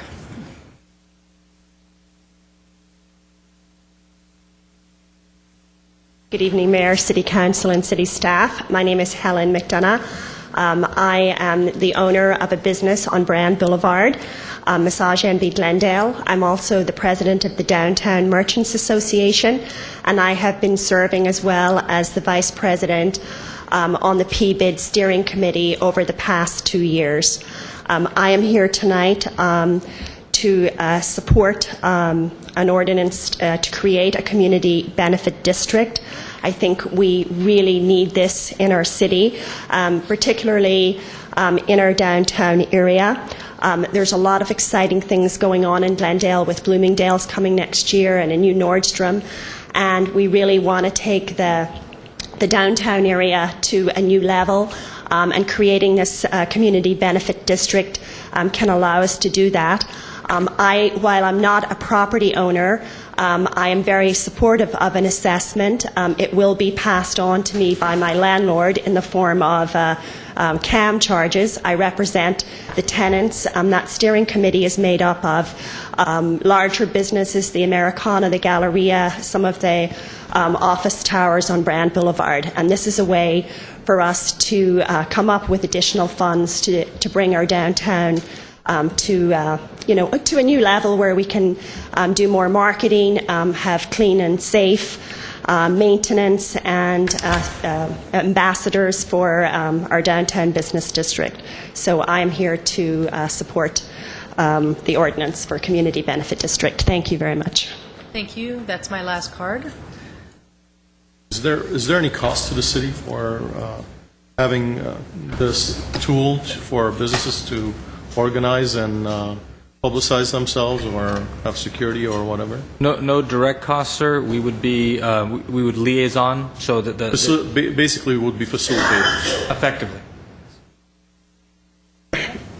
If I may, Madam Mayor, Mr. Limo effectively answered some of the questions that I was going to answer. I must just underline that the relationship between the city and a community assessment district would be this, that as the jurisdiction under which they need to operate, we only have to create the legal framework for them in order to volunteer on their own to organize and create that. That is really the only relationship we have. They would have to vote for it, basically. They would have to assemble themselves, organize themselves, and vote for it, and they will regulate themselves. But as the authority that is in charge of this area, we can create the legal mechanism. This area meaning the city. The city, right. Within the boundaries of the city, we create the mechanism through which they can apply this tool. I'll introduce the ordinance at 8C1.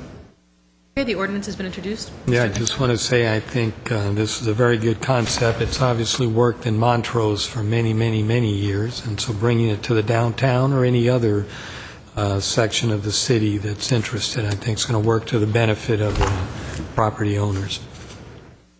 And I agree, I would support it as well. Okay, the ordinance has been introduced. Next item, please. Madam Mayor, which item would you like to Go back to 8A. 8A is, again, the city attorney regarding information on a possible ballot measure amending the charter to change the city treasurer from an elected to appointed position. At 8A1 is motion providing direction to staff. Okay. Good evening, Madam Mayor, members of council. My name is Lucy Varpetian, Senior Assistant City Attorney. During the January 24 meeting, council requested additional information on whether the city treasurer position ought to be appointed instead of elected, and you asked specific questions. The 4 questions were the specific duties of the city treasurer, whether, if appointed, the appointment must be made by the city council or the city manager, whether the city treasurer position should be provided civil service protection, and whether the charter amendment and the election of the treasurer should occur during the same election cycle.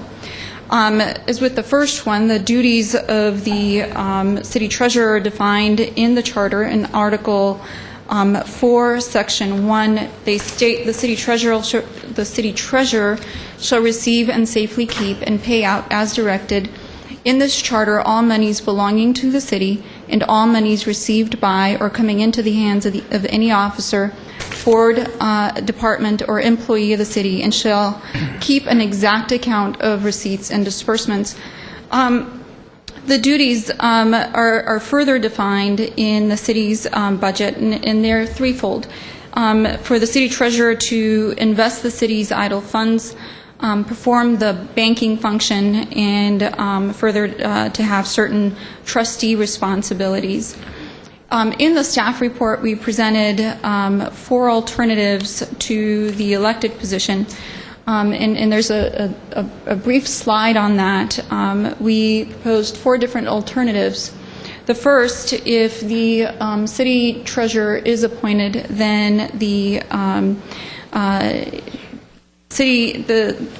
Human Resources Director, with the oversight of the Civil Service Commission, may provide for certain minimum qualifications, and they range from specific educational requirements to certain number of years of experience, and those are outlined in the report. We can also find examples of duties of the city treasurer in the government code. One of the other alternatives that we've proposed is number 2, require minimum qualifications of the elected treasurer. This you'll find mostly in county elected or appointed treasurers, where there's a requirement that a treasurer meet certain minimum qualifications in order to have the ability to run for the seat. But with the county positions, those tend to be larger jobs. They tend to involve, in addition to the investment, certain tax collection duties. And so they tend to be a little bit bigger than what is expected of the city treasurer here. The third alternative that we've provided, and certainly these are 4 alternatives, there may be other ones that weren't included here. The third alternative is to combine the function of the city treasurer with that of the director of finance. This is generally found in smaller cities and in smaller agencies where the portfolio tends to range in the $20 million range. As a variation to number 3, in much larger cities like the city of Long Beach, the function isn't combined into that of the director, but in fact is an individual city treasurer or the Department of City Treasury reporting to the finance director. So it's a hybrid on item number 3. The last alternative that we've proposed was not in the staff report, and this is to allow for the elected city treasurer with ministerial duties that would include the banking function, the safekeeping of funds, reviewing disbursements, and reporting of investment monies, but allowing for an appointment of a chief investment officer. And perhaps with the reduction of duties, there might be an adjustment in the salary of the city treasurer. And this, you'll find that there would be a chief investment officer who's appointed, and who this person reports to may be different. It could be the city manager, or it could be the finance director, or to the city council. So those are the four alternatives to the current requirement of an elected city treasurer, and I'll go on to the second point if there are no questions on this particular item. Are all these changes required by charter amendments? The first 3 would require an amendment to the charter. The last one we would have to review further, only because we would have to see if that authority to invest city funds were delegated as a result of council action, or if they are inferred by the language in the charter presently. The next question that was proposed to us is whether or not the appointment by if we do in fact amend the charter to allow for an appointed city treasurer, then who would that person report to? The City of Glendale has a city council manager form of government whereby the city council appoints a city manager who's responsible for supervising government operations and implementing the policies adopted by the city council. And as such, the city manager has the overall role of overseeing the various departments of the city. With the exception of the city manager, the city attorney is the only other position in the charter that is appointed by the city council. The next question was whether or not if appointed, should the individual be subject to the civil service rules, or should this person be an at-will employee? The charter creates the civil service system and commission, which is tasked with the establishment and enforcement of rules for the classified service. Employees in classified service are afforded certain rights under the civil service rules at all levels of employment, including discipline and termination. However, the rules further allow for certain positions to be designated as unclassified pursuant to the rules and to the charter. And the last question was timing of charter amendment and next city treasurer election. If council decides to proceed with a charter amendment, this must be done at a statewide general election, statewide primary, or regular scheduled municipal election. We inquired about the costs, and a more updated cost was presented to the city clerk by the county, and the county quoted $240,000 for a consolidated election. However, we were informed that even with a quote like that, after the elections are conducted, those numbers tend to be a lot larger than what was originally quoted. With a municipal election, our costs would increase as well, and the cost would go up to by about $26,000 to $47,000. And the rationale behind that is that we may need an additional card, an additional ballot card. And it's not only dependent on the additional ballot language that would be added, but it would depend on the number of other candidates who are running, and that may shift the amount of space that's on the ballot. So in considering whether or not the matter should be placed on a municipal election, in April 2013, the city treasurer's the term is also up for election. This may pose a potential problem in that candidates running for office may run for office, but the charter amending that section may also be adopted. So it may discourage individuals from running for that particular seat. And then the problem is that it may not pass.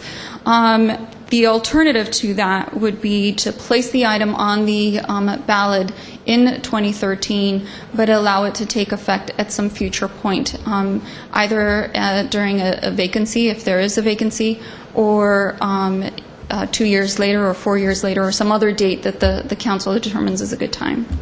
And that would conclude my brief report. I'm available to answer questions. Thank you. Any questions? Mr. Weaver? I'll just make one comment. I think Mr. Kosakian got blindsided by the request I had made. I was curious what the cost would be to get it on the primary election or the general. Kosakian had given rough estimates the last time. He knew pretty close what it was for the municipal. So I called the county register and asked for it to say that it would take about 10 days to give me a written report.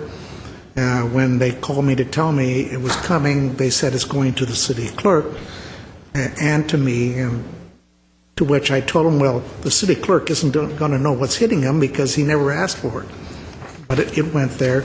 So that's where the $240,000 figure came up, which I think just about killed any idea of putting it on the general election. We just don't have that kind of money, so pardon me, Artie, for It's all right. my As soon as we curiosity. got the bill, we started planning our bake sale and other ways to raise money. We didn't know where else. I think there are no questions at this time. Thank I'll you. make some comments. Next year, we're facing a, how much, $12 million deficit? Anywhere from 8 to 12. 8 to 12. This will add another up to $50,000 of expenditures to our deficit. Last year, I remember we were fighting over $25,000 for the libraries. We were fighting over $18,000 for our PAL program. We were fighting over a number of other small items that we were not able to fund. So at this time, putting this on the election for April 2013 and incurring an additional up to $47,000 or $50,000 of expenditures, or that is what the estimate is. I just don't think it's good policy, considering that today we voted as a council to raise the water rates because we did not have enough funds for some of our capital improvements. So I opposed it last time, and I'll oppose it this time as well. Thank No, you, I do Mayor. have cards. Do you want to wait until Oh. after the cards? Well, I didn't know you had cards. That's okay. Sorry. Here are the cards. You can speak again after they speak. I will. Okay, I have some cards. Ron Barucki to be followed by Mike Mohill. Yes. Madam Mayor, council members, my name is Ron Barucki. I'm the city treasurer. Last time I was here 6 or 7 weeks ago, I offered my thoughts on the issue as to whether the city treasurer's position should be elected or appointed. I'd like to refresh my remarks for those in the audience here tonight and for the viewers out in TV land. I continue to be in favor of appointing the city treasurer rather than the current elective process because it's in the best interests of the city to do so. The city treasurer has two duties, banker for the city and chief investment officer of the city portfolio, currently at $400 million. What's best for the city is to make sure we get the most qualified, the most experienced person as the city treasurer to manage the $400 million. My experience in the last 6 years or so of trying to attract experienced and or qualified individuals has been less than successful. Last time here I went into all of the reasons why extremely qualified and or experienced people prefer not to be interested in running for the city treasurer. Basically, people who are qualified to step in on day one and manage a $400 million portfolio are skilled professionals who are looking to pursue a career in the investment field. The current elective process works against the best interests of the city. Election time, distractions from campaigning, attending lunches and forums, and fundraising are all the political skill sets of public servants and not the career money managers, and not that of the career money managers. And when successful, they've earned the right to do their jobs for, let me see here, the next 4 years. 4 years. If it doesn't matter, it doesn't even matter that they may be doing a good job. In 4 years, their term is up, and it's time to do the campaigning thing again, where vote-getting abilities count just as much as job qualifications. An appointed process introduces competition into the selection process, competition on job qualifications and skill sets rather than on vote-getting abilities. With an appointed position, the city creates a win-win situation in the selection of its city treasurer. The city gets the best qualified candidate to do the job, and the best qualified candidate gets rewarded with the city treasurer's position. In Glendale, we are just as proud of doing the right thing as we are of doing things right. Moving to make the city treasurer's position appointed is the right thing to do. Now, there are 4 alternatives that were posted up there in the report. I'm in support of any solution that has the appointment of the individual who has investment responsibility for the city portfolio, whether that is the city treasurer or an appointed chief investment officer. Thank you. My next speaker is Mike Mohill to be followed by Aram Kazazian. Good evening, Mayor Friedman, council members, and the viewing audience. My name is Mike Mohill. Mr. Mnuchin, you took the thunder out of my notes. These are some of my notes. Comments number 1 was, is Glendale a wealthy city? Does Glendale have between $26,000 to $47,000 for a municipal election, or $155,000 to $165,000 for a general? Where's the money? Like Mr. Mnuchin says, we don't have any money. We're cutting all the programs out. You just went ahead and raised our water rates tonight. The average homeowner in the next 5 years, rate between electric and water will be between $800 and $1,000 every 2 months. That's what's hitting us, council members. We can't afford to have a treasurer. Another point is to remember, if you want to put the treasurer, switch things around. Why don't we have our city attorney be responsible to the people first, not to the council members? Maybe the city attorney will think about the voters before he thinks about council members, his client. Another point is, Mr. Treasurer, point of information, after every council member wins his election and sits on that dais, the next day, sir, they are campaigning for the next election. After all, why do they go to all these different functions throughout the city? Wherever I go, I find them. They're doing a community thing. It's called name recognition, Mr. City Treasurer. So council members are campaigning the day they sit on that dais. If we're going to go ahead and have the treasurer appointed so that the city council can control the treasurer, let's switch it and have the city attorney be more responsible for the public. After all, it's only money. Thank you. My name is Mike Mohill. Councilman Mnuchin, thank you. Thank you. Aram Kazazian, and then my last speaker is Herbert Milano. Yes, I'll step back 1 minute. The case before, you should have had Rick Lemo come up here first. He explained it very well, by the way. If that would have been better, because I kind of thought it would be part of the redevelopment agency they're forming this afternoon, which I went to. So I was error on that. I apologize, but it should have been explained a little bit better. Also, coming to the treasurer, I would very much appreciate it if you leave it the way it is. I think that $47,000, $50,000 you want to spend to put this on a ballot, I think it's wrong. We'd rather give the money to the libraries or to the nonprofit organizations than spend $50,000. I think there are many, many, many qualified and experienced treasurers will run for that job. You have to open it, and people will vote for it. We appreciate that very much. I appreciate your cooperation, your concern that we leave the charter the way it is and don't change it. By the way, the water to be actually exactly the water rate on the meter reading charges are 649%. You have to. That's what it is. We've already discussed Thank water. You. I know. You know the but rules I'm just here, saying Mr. that Kazazian. 649%. Thank you. Herbert Milano is my last speaker.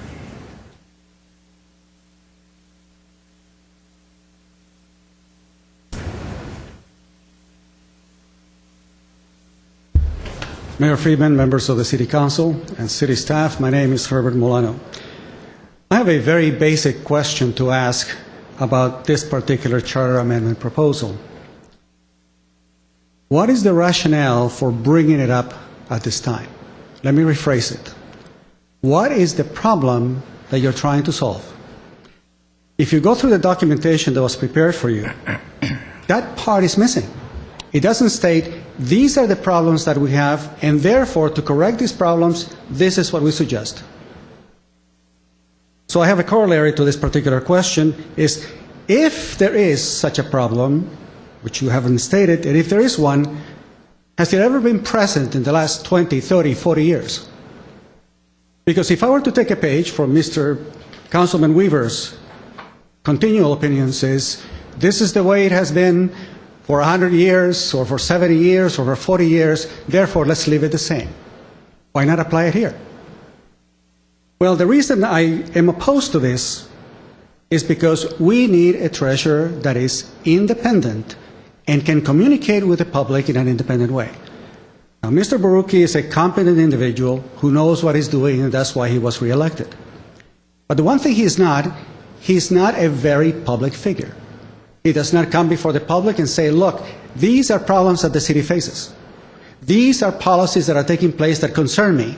Here is the situation concerning our reserves that the public should have.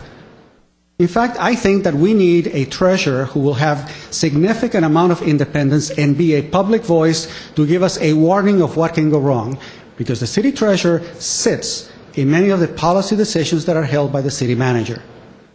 And we need an independent voice to tell us if something may go wrong. For the past 3 years, as an example, I have been asking for the source of the funds from what departments make up this $400 million.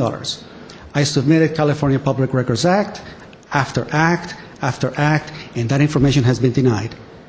It is really important, because if we want to find out if the city is really adhering to its ordinances concerning the reserves, we need to know to what accounts those funds that are with the city treasurer are being allocated to in reserve. But that information has been being denied to me for a long time. As far as people running for office, we have architects running for office, medical doctors running for office, even attorneys running for office. They don't seem to have a problem in finding individuals who will back them up and support them during the election. There are many competent people in the city of Glendale with a lot of significant background who would love to serve, to do well, and besides, there will be many competent individuals who can endorse the right candidate. Thank you very much. Thank you. That is my last request to speak. Mr. Weaver? I'll speak. I totally agree with Mr. Baruki. I sat here when we hired him and interviewed a number of candidates. And true, I've talked to others about becoming a city treasurer, and none of them want to run. They're bankers. They're not politicians running for office. It's totally foreign to them. It's like when I ran, I'm an engineer, and here I'm trying to run for office. Totally foreign to me. So I can understand that part.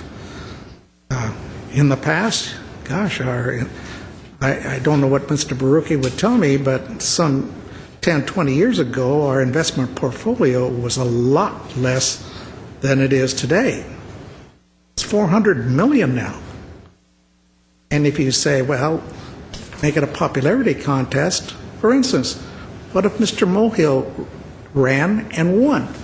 Do you want him investing your $400 million? Why not? Yes.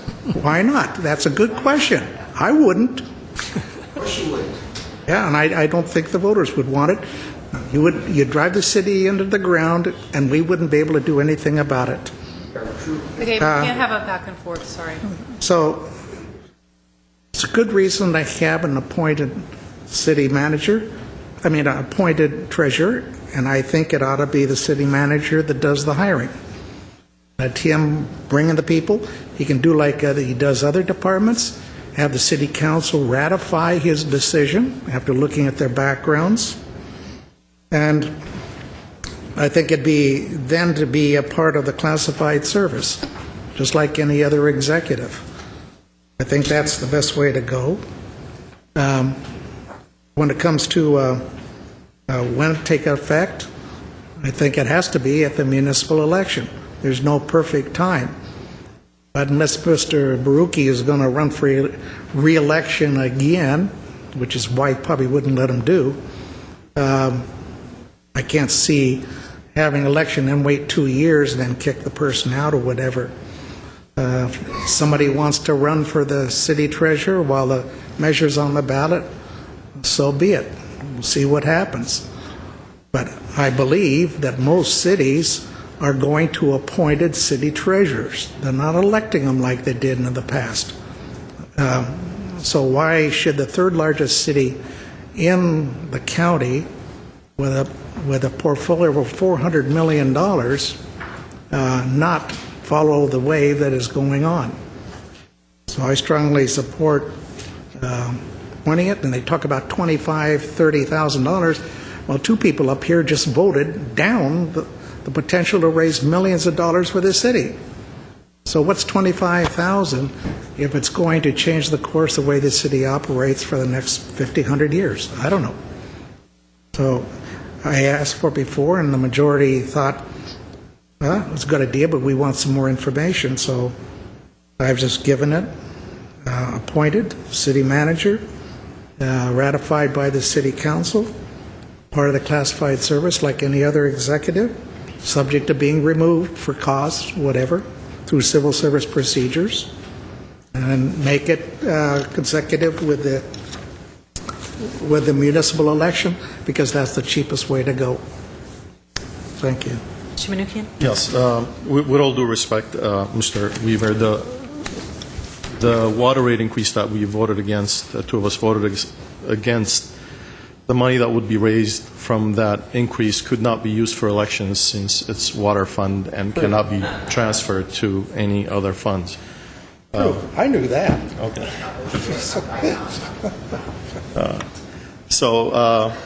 And Mr. Milano, I will tell you why this is, in my opinion, why this is coming up. 2 years ago, I ran for city treasurer. I thought that I was running for a vacant seat, but it turned out that it was not a vacant seat. And my opinion is I came too close for comfort, basically. And that is why this is being brought up, and Mr. Baruki is speaking in favor of an appointed treasurer. I guess that was too close for comfort at that time. I remember an election in Burbank, actually, of an individual. We don't give the voters of the city enough credit. I remember an election in the city of Burbank where an individual on the council ran for city treasurer for the city of Burbank. People did not vote for him because he was not qualified. I believe that the voters know what they're doing. The voters want to vote for their representatives on the city council, and as the charter was voted for before, for the treasurer as well. I think we have to give the voters enough credit to know the difference between an individual who is not qualified and an individual who is qualified to run for any position, whether it's on the city council, who is in charge of $800 million of funds of the city, and a city treasurer who is investing $400 million, or the reserves that is held by the city. My opinion is that the voters can make the right decision, and I'm opposed to putting this on the ballot at this time because of the funds that we will be expending for this election and not taking the votes away from the public. So, thank you. Mayor, I'd just like to clarify one thing.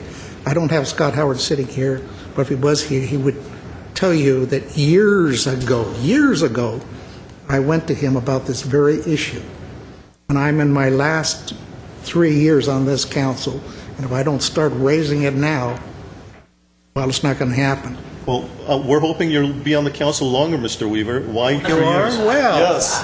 Don't say that. Thank you for the ringing endorsement. Talk to my wife.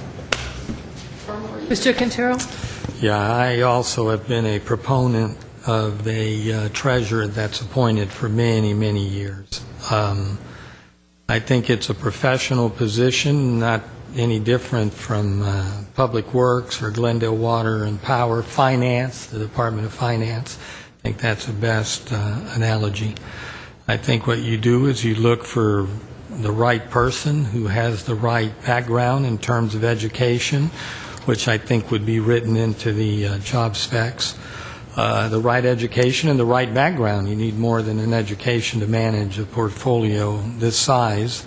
And also the banking functions, another very important. The bonds, very important sort of areas of this job. So for me, I think it's important that we move in that direction in terms of when. I would say the next election would be the right time. I don't think that it's particularly costly. But then I also want to say that I disagree with Mr. Weaver. I don't believe it should be a civil service position. Absolutely not. We have two positions in this city, city attorney and city manager, that are not civil service positions. I don't think I think the treasurer would be appointed by the city manager, but I don't think civil service is appropriate. This is a person that's supposed to be investing our our funds and being on top of the investments, et cetera. And if that person isn't performing the way he should, then I think the city manager can find someone else. So that's my take on it. And by the way, all we're doing is putting this in front of the public. There's absolutely no, these are just opinions up here. If we move forward with it, it goes to the public to amend the charter and either go for an appointed treasurer or not. Mr. Najarian? I just wanted to clarify, so you're for at will? At will, absolutely. Just like the pension fund managers and everyone else that manages money. Even though, and I think most people know this, but in case they don't, even though the parameters are very tight in terms of what an elected treasurer or appointed treasurer can do. They don't go out and invest in stocks or IPOs or anything else. It's a very tight parameter, but still within those parameters, I think people can be creative and if they know what they're doing, can do a very good job, and others perhaps won't. I'd just like to leave the door open rather than just have it a lifetime sort of civil service position. Mr. Najarian? There's a certain bit of irony in this when we're requesting to put before the voters a vote to take the power away from them to vote someone into a city position. And last month, or whenever we discussed this, I was in favor of making it an appointed position because in my mind, as I played out what could go wrong, there were a few examples, and I wasn't thinking of you, Mr. Mohill, of people that could run for treasurer who were popular and win, and I think that maybe was not the best way to think about it. I think what we need to do is look back and see the history of our residents and see their involvement in elections, and they're very involved. For city council alone, and I've lost count. I'm shuddering at the thought. There's 12, 13, 14 forums where the candidates get grilled, and I presume that if the treasurer's position was up and a competitive race, that for many of those forums, the treasurer would be open for scrutiny. So I'm changing my position from last time, and I would support a status quo where the treasurer is vetted and elected by the residents of Glendale. Okay, I don't have a strong opinion one way or the other, but I'm fine with letting the voters vote on this. I know there's been interest in it. I've gotten emails. I actually heard this as an issue before you announced you were running. I think there was concern at the time when Mr. Barucki was retiring, or people thought he was going to retire, and at the time there was no replacement that anyone saw out there in the community. That's when I first heard this become an issue. And people worrying, what happens if that happens, or if the only person who runs is underqualified. I agree with Mr. Quintero, personally, that I think it should be a professional position. To me, it just feels more like a professional position than an elected position. I would agree that it should be at will and that it should be appointed by city manager. That would be my direction. And I think it's worth putting on the ballot because I think there's enough interest in this to warrant it. I've gotten many emails from people saying that they'd like to see it on the ballot. I think that's the will of many people in the community, at least to see it placed on the ballot. And as well, you could make the argument that that money is well spent if we end up with someone who's not competent and that you can't get rid of because they've been elected for 4 years. Then the $40,000 might seem trivial compared to the amount of money that could be lost by malfeasance or a bad investment. So I would support placing it on the ballot with those caveats that it's city manager appointed and that it is an at-will position rather than civil service. Mayor, I'll move 8A1 with city manager appointed by the city manager and at will and at the next election, municipal election. Is that what you need? Yeah, I think it's just direction to staff. Well, I need a motion so we can... Okay. That's my motion. Okay, we may have a motion. Do we have a second? 8A. The first time you mentioned it, you said ratified by the council.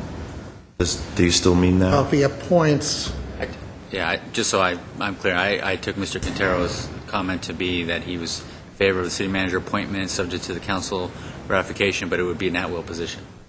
at will, yeah. But does that include ratification Ultimately then? ratified by the council. It's up to the council. I mean, I'm asking the question. I mean, we do that on you, and we did it on him. Yes. If I just may add clarification on the point of ratification, all department heads are appointed by the city manager and then ratified by the city council. So it would be consistent with all the appointments of the other city department heads. Okay. Yeah, that's my motion. Do we have a second? Second. Okay, we have a Now, roll I call. do have a question. So now the issue is, in the coming election, 1 year from now, we will have a situation where we're going to have an open seat and a potential candidate or... Well, we don't know we're going to have an open seat. Right, or maybe, Mr. well, open Baruchi seat might run meaning again. that it's going to be open for Right. either Baruchi or anyone else to run. So we'll have a situation where people could be running for this seat. On the one hand, it may not pass, and whoever wins that election is a publicly elected treasurer, or someone wins that seat, and if the voters say, no, we want an appointed treasurer, then that person ran in vain, so to speak. That would be correct. Yeah, there any legal unless you issue? changed it to what was suggested in the report, you could also sort of grandfather it in, have whoever runs for that election and wins that election take the seat for a 2-year or 4-year period. It didn't sound like that's where the majority of the council was, but that's certainly an option to you. Well, what is... No. Well, what do Come the on, do two that. who are against it think about that concept? Cut the umbilical cord. The election, win or lose. If someone runs for the, If say, they invests his run- own money to run for treasurer and wins, gets the most votes, but at the same time, the voters decide to approve the charter amendment, which would make it an appointed position, then that person who ran And at the same time was elected by the residents of Glendale, isn't that they isn't vote that for- an equal dignity sort of issue there? But if they No, vote, you'd have an issue if you had competing ballot measures, but this is a ballot measure and an election. And that's why we try, and this was from our last meeting. I think the mayor and a couple of you expressed that concern. Somebody runs and then they win, but then the appointment provision is actually ratified by the voters, and it sets up an awkward situation. So we tried to provide an alternative to that. But again, it's up to the council to provide that direction that maybe give it a 2-year period or something less. And I think what was suggested, either the earliest of either a vacancy or 2 years or a vacancy in 4 years. That would at least allow whoever runs and wins that election to serve a minimum term before it converts to an appointed position. so for 2 years, they can sit there and do whatever they want with Well, the they can't do investment whatever they want. They have to portfolio. perform the functions of the Within- treasurer. Yes. Right. So I They don't assume know that how. we can't extend Mr. Baruchi's term for 2 years so that it's a separate, so that No. there's no vacant seat or open seat this year. No, you couldn't do that unless you amended the charter, and of course you have to actually run the election at the same time. So you still have the same problem. No, maybe he'd run again, Well, knowing he's only going to serve a year or two. I don't mind either. I don't want to mess with the motion. I don't mind either just having it be, they take their chances, or giving them 2 years and then at least giving a 2-year term. But I don't want to allow them, I don't think, if we're going to do this, I don't think that, if the voters vote to make it appointed, and we say that person who won has their seat until they want to leave, I think that's against what the will of the voters is. So, Either way, I just, 2 years or it's over at the time of the election. Why do we vote on the Can you motion? I guess my preference, I guess that I would say that if the voters were to say, we want to make this appointed, we should respect that and make it an appointed position immediately. All right. I agree. And they may very well not. It may be that maybe someone who runs is very popular and shows this to be not necessary and is very well qualified, and people say we want this person and we don't think we need this ballot measure, and they vote it down. And So it becomes a popularity contest again. elections always are. So are ballot measures. It's all a popularity contest when people are voting. Take a roll call. Okay, I think that you have your direction then. Right. It's without Okay. it's the immediate changeover Yes. to appointed. Okay, roll call, please. Councilmember Menuchyan, No. Najarian, No. Quintero, Yes. Weaver, Aye. Mayor Friedman. Yes. Okay, next item, please. Next item is 8B, Director of Community Development and General Manager of Glendale Water and Power regarding Greener Glendale Plan for Community Activities. B1 is resolution adopting a final negative declaration. B2 is a motion approving and adopting the Greener Glendale Plan for Community Activities. Thank you.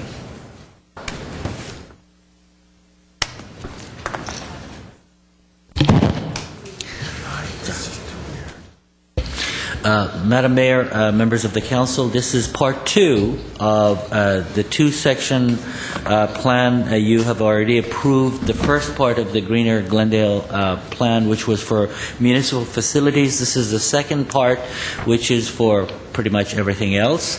And Cassandra Pruitt has been working with the Community Development Department and the and GWP to work on this, and several other departments have also been involved. She's going to be giving you the presentation of the report that was in your staff report.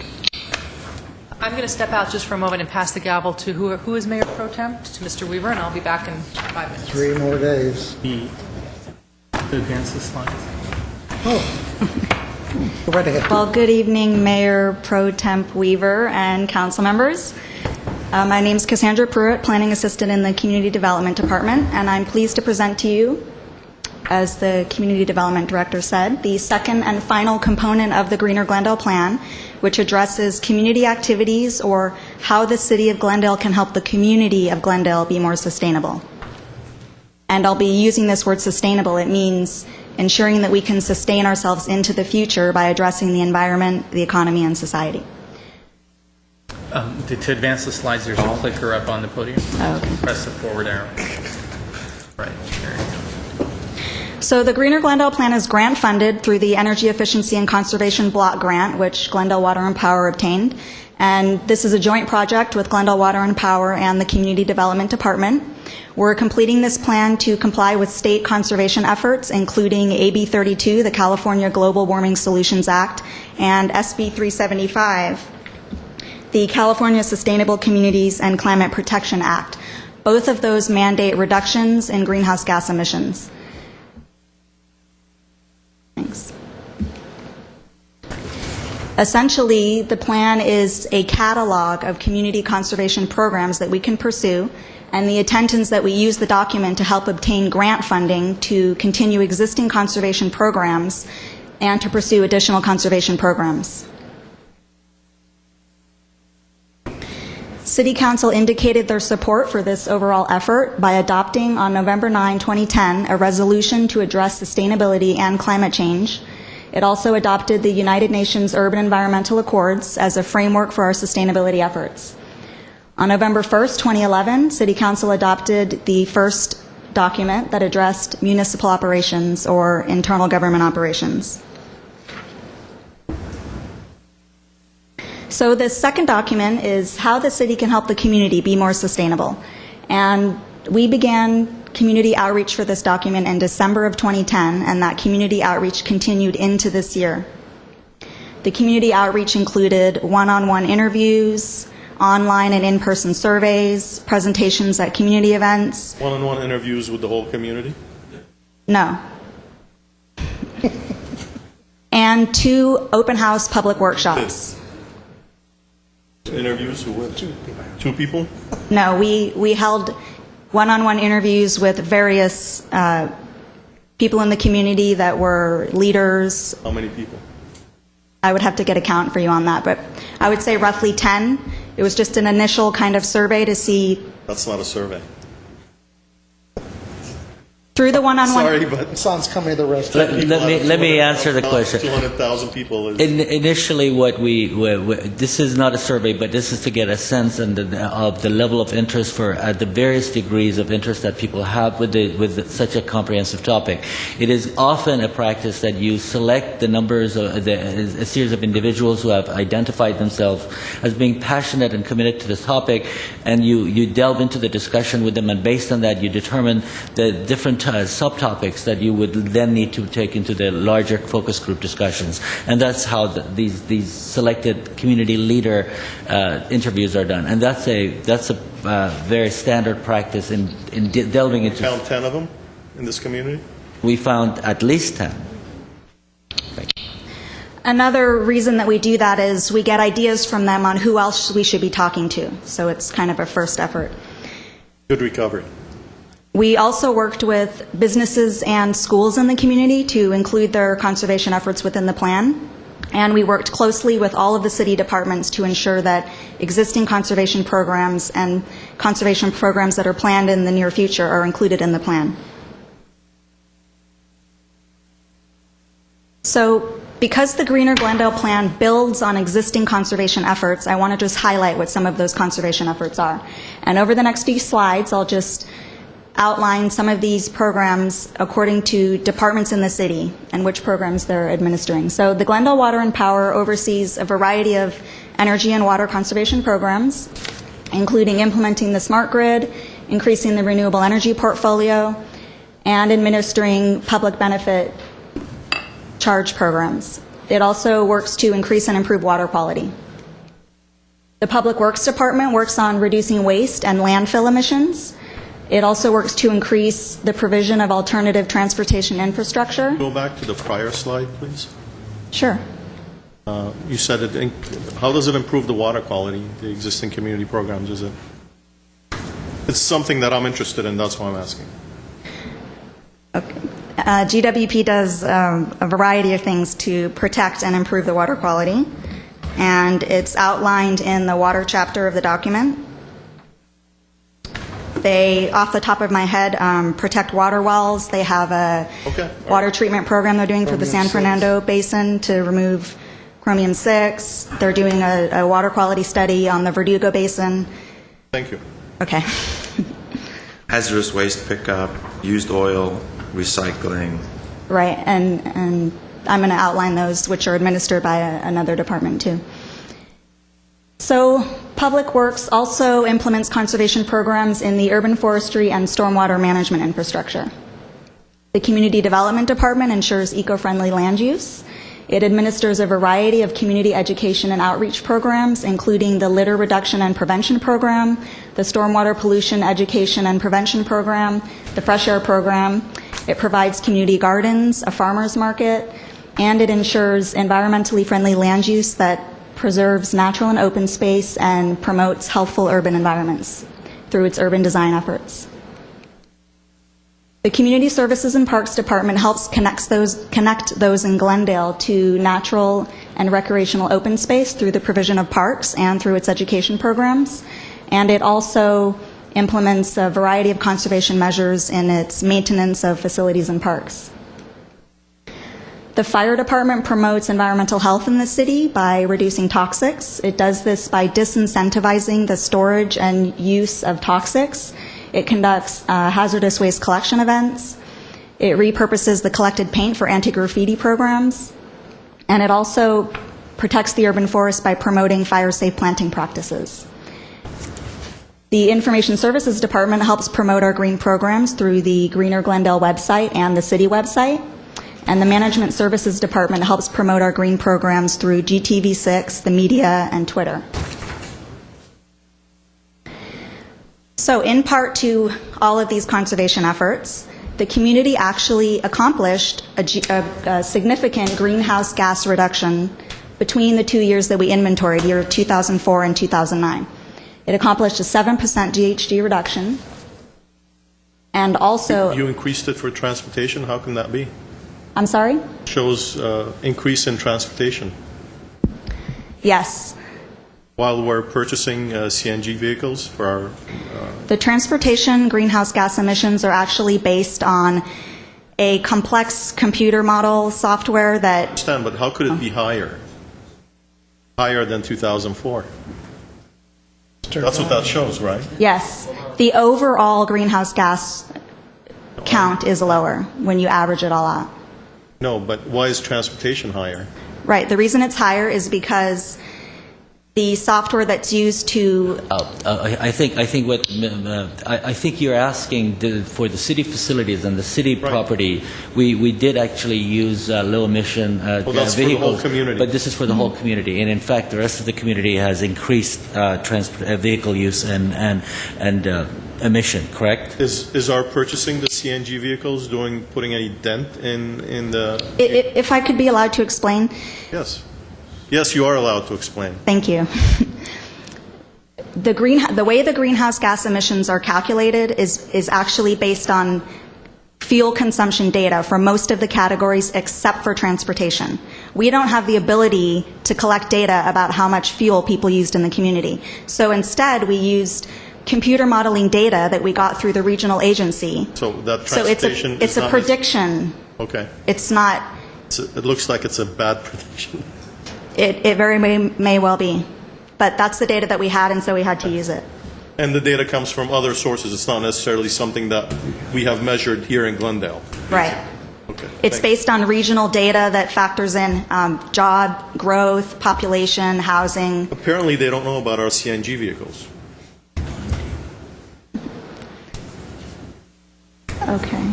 So we also achieved a 17% water use reduction. That's bad, actually. We're going to have to raise rates. Right. Now, due to these conservation achievements, we're actually very close to being in line with regional greenhouse gas emission reduction targets, which are 8% by 2020 and 13% by 2035.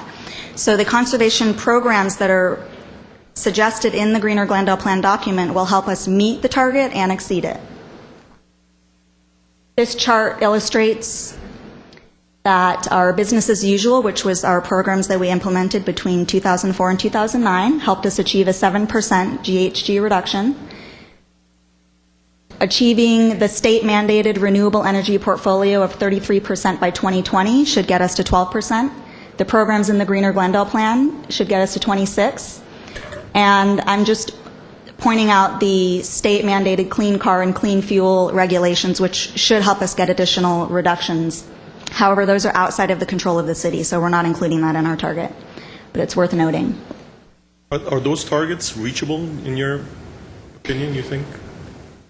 The Yes. 26%, which is within our... The targets that we're proposing is the 8% by 2020 and the 13% by 2035, and we're proposing those because they're feasible.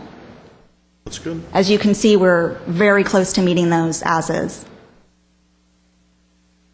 So the Greener Glendale document has a variety of conservation measures proposed, and they are outlined according to these sustainability topics. And I want to make it very clear that we're not proposing to pursue these programs at this time. We would only pursue them once we got grant funding to do so. Also, the programs are at the policy level, so they don't include specific projects or project details. I mentioned that we worked with community schools and businesses. They shared with us their conservation efforts, and we were able to quantify the equivalent greenhouse gas reductions that they would be contributing to the overall ability of the community to meet the greenhouse gas reduction target. So I just want to highlight who those people were that we worked with. The schools were Glendale Unified School District and Glendale Community College. The large businesses were Americana at Brand, Disney, DreamWorks, Forest Lawn Memorial Park, Glendale Federal Credit Union. 5 LEED certified office buildings that are managed by property management companies CBRE, Cushman & Wakefield, Piedmont Office Management. Other large businesses were JCPenney, Nordstrom, and Target. And the small businesses were Ariata Salon and Spa, Economy Office Supply, and Jay's Maintenance. These 2 maps indicate a sample of the attendees at the 2 open house workshop events. And I want to mention that the ideas and document content that were presented at the second open house workshop were based on months and months of community outreach. So the feedback that we got at that event actually reinforced what we had presented to the community, and there were no additional programs suggested that weren't already in the draft document.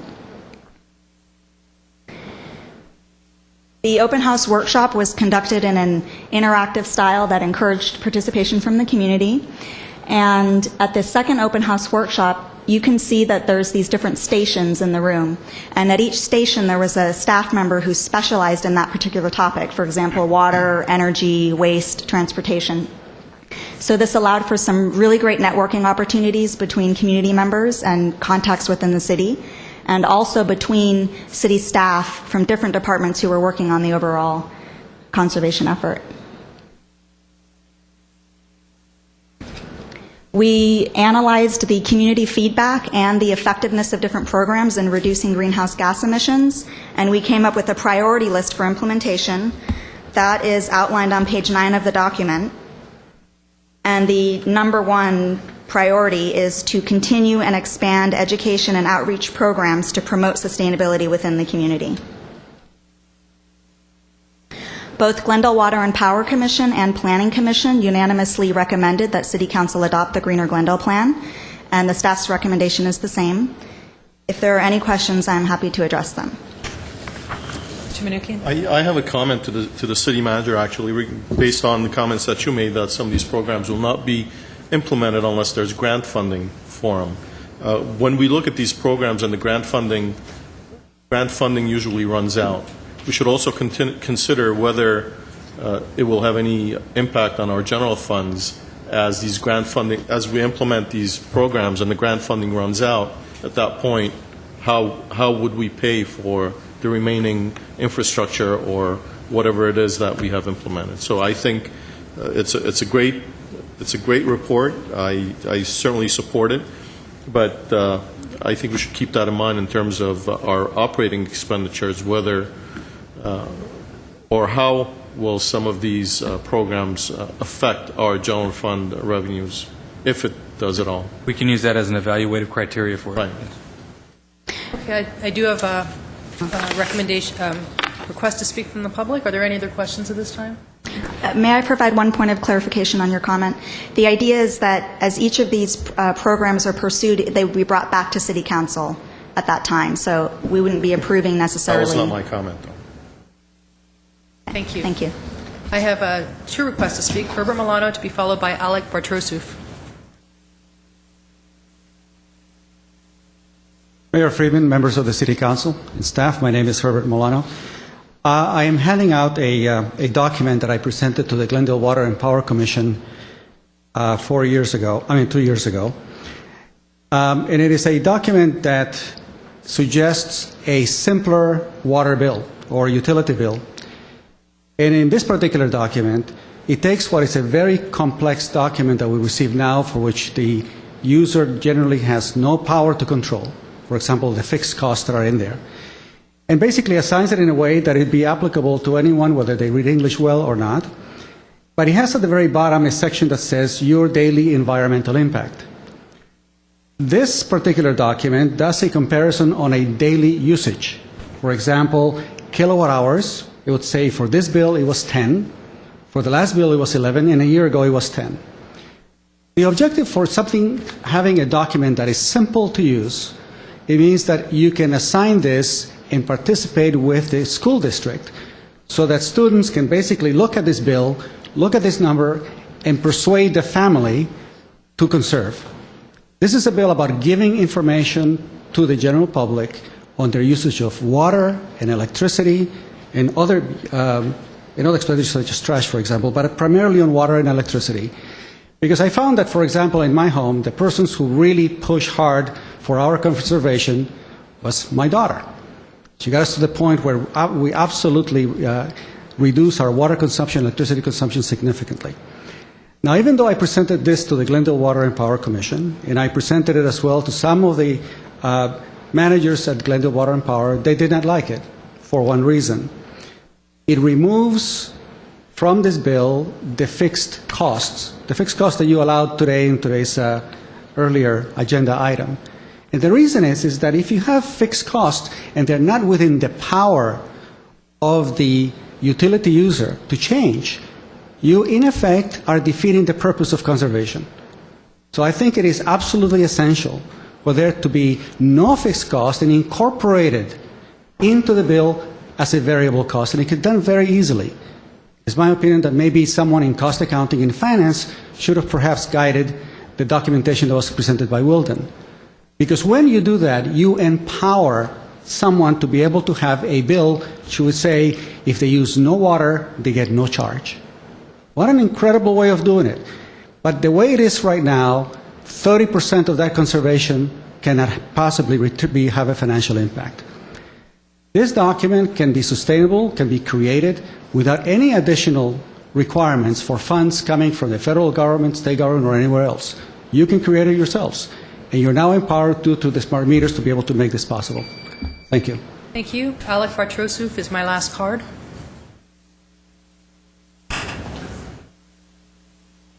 Hello, my name is Alec Bartrosov. I'm the founder of the Coalition for Green Glendale. I think you all know by now, you've all heard from me in the past, and I've emailed you, that I do support this plan as an environmentalist, but I do want to bring another angle at it as an urban dweller. I live in the heart of downtown Glendale off of Louise in California, and there's a lot of components in the Greener Glendale plan that you'll find under the urban design or the urban nature or the transportation section of this document that are very appealing to people like us that live downtown, that want a more walk-friendly neighborhood, one that has more access to public transit. And just to keep in mind, we have the Broadway lofts coming online, the Lemley project, Lex on Orange. You're going to get a lot of people in their 20s and 30s that are going to demand this kind of environment in their neighborhood in downtown Glendale. So I hope you take that consideration seriously, and thank you. Thank you. That's my last request to speak. I'll go to the council now. This is really interesting, actually. Is there any way we can put, in terms of what he has here, your daily impact on the environment, on our water bills? Only with the smart meters that every... then it's out the door. I don't support the smart meters. But then I guess that's it for this well laid out utility bill. But if there's a way of actually possibly informing people what their daily impact is on the environment, I would be interested to see if that's possible. Through the technology that we have. And if it helps people conserve, that's even much better. Well, let me say that I just got it a couple of days ago, my current, well, not a bill, but something that came in the mail that showed I was way below the most efficient neighbor in You my must be rigging the smart meter. Maybe it's a smart meter, but it actually, at the end, it also said that I could save up to saved up to $1,000 last year. But I did make an effort this past year, even more of an effort than I've made in the past. So there's no question. The more people know and the more they're sort of shown that it transfers into dollars and cents, the more efficient they'll become. Unfortunately, I have some real energy hogs in my neighborhood. So I always look good compared to some of my neighbors. Madam Mayor, it's a good report, and if you want a motion, I'll make it. Any other comments? Yeah, well, on the report, I think it's great. I think the staff's doing a great job, and obviously it's something that we all need to work to implement. And as the monies come in, I'm sure that's exactly what we'll do. Well, I just want to thank the public, too. The staff has done a great job, and there was a lot of community engagement and a lot of members from the public, as you could see in the slides. I was at least one of those meetings. And it's just great to see people coming out and being concerned and helping us to find ways of being a more efficient city. I'll move 8B 1 and 2. Second. Okay, we have a motion and a second. Roll call, please. Council members Manukian? Yes. Najarian? Yes. Quintero? Yes. Weaver? Aye. Mayor Friedman? Yes. Next item, please. Next item is under hearings. 9A is Director of Community Development. This is continued from March 13th regarding appeal of standards variance case number PVAR 2010-009 and conditional use permit case number PCUP 2010-020 for property located at 3431 Linda Vista Road. 9A1 is motion sustaining the Planning Commission's decision to approve with findings. 9A2 is a motion overturning the Planning Commission's decision and denying applicants' request for a standards variance and conditional use permit with findings. 9A3 is a motion approving the conditional use permit and denying the standards variance case with findings. Okay, and as I announced last week, we did close the public hearing on this matter. We will not be hearing any new information. We will not take any new testimony from the public. Madam Mayor? If I may. Yes.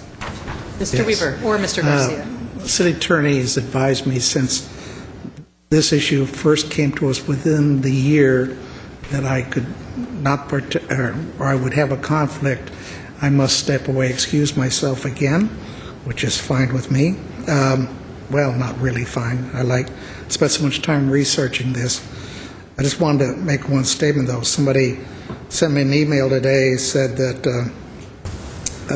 I should really be not voting for accepting fundraising money from the architectural firm behind the project. It seems awful fishy if I vote for the project. Mr. Gopi, in the last week of the campaign, gave me a whole $100. And if anybody in this city thinks that I can be bribed for $100, they haven't been watching me for the last 15 years. Mr. Gopi and I have been on the opposite side of many issues. Right? He's shaking his head, yes. I voted more against him than for him. I do my homework and I vote my conscience. For anybody to insinuate that I've been bought on this or any issue in 15 years, well, they're totally wrong.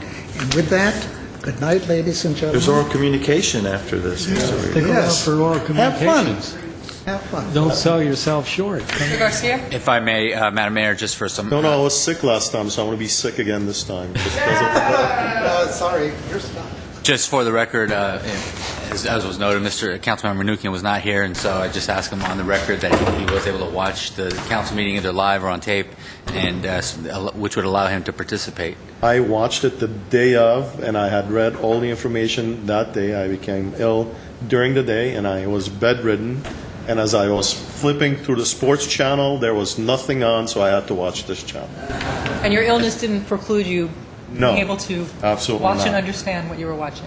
Okay, with that, obviously, then Councilmember Nukian would be able to participate in this matter, and I would just add that, as you noted, the hearing is closed, and so wouldn't be that time for additional comment. Obviously, if Councilmember Nukian had specific questions for staff or maybe the applicant or appellant, he'd be able to do that. It would have to be very limited, and of course, the answers would have to be limited. But he could do that since he was not here to ask those questions that he might have.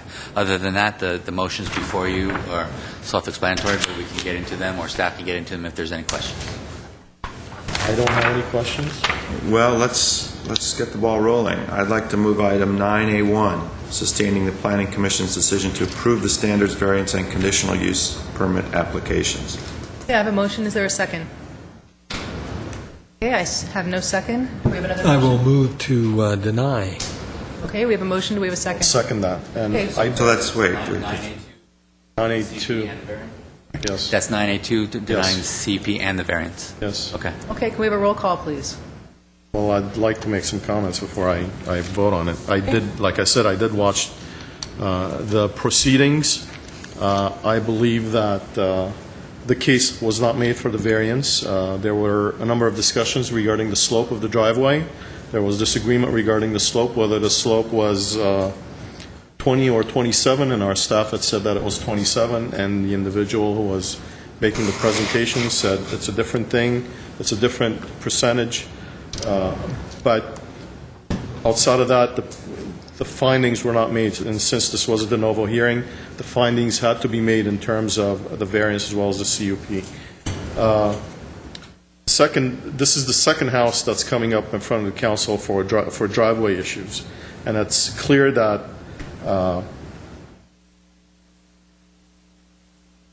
it was clear from the statements that the driveway could be engineered to meet our current codes from the presentations that were made by staff during that hearing. And I did not see any unnecessary hardships or exceptional circumstances that could warrant a variance, and I feel the same way about the conditional use permit as well. So I will vote in support of the item at A2, the motion overturning the Planning Commission's decision and denying the request for a variance and the conditional use permit. Okay, we have a motion and a second. Can we have a roll call, please? Council members Manukian? Yes. Najarian? No. Quintero? Yes. Weaver? Mayor Friedman? Yes. Thank you. Next item. Next item, we return to oral communications. Discussion is limited to items not part of this agenda. Each speaker is allowed 5 minutes. Council may question or respond to the speaker, but there will be no debate or decision. City manager may refer the matter to the appropriate department for investigation and report. And One more quick comment regarding the last issue.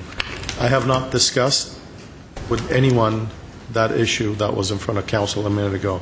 No one came to me lobbying this issue, and this decision was made on my own without anyone's influence or anyone's attempts to even talk to me about this issue. So.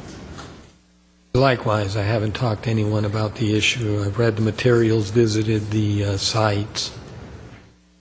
Okay, thank you for that clarification. Next item? We'll go back. Next item is oral communications. Okay, I have a number of cards. My first speaker is Herbert Milano, to be followed by James Comisar.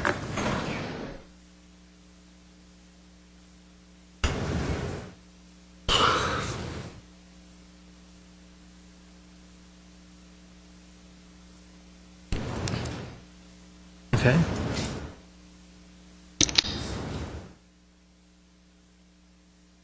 Oh, the 6 Livia one. Got it. Okay.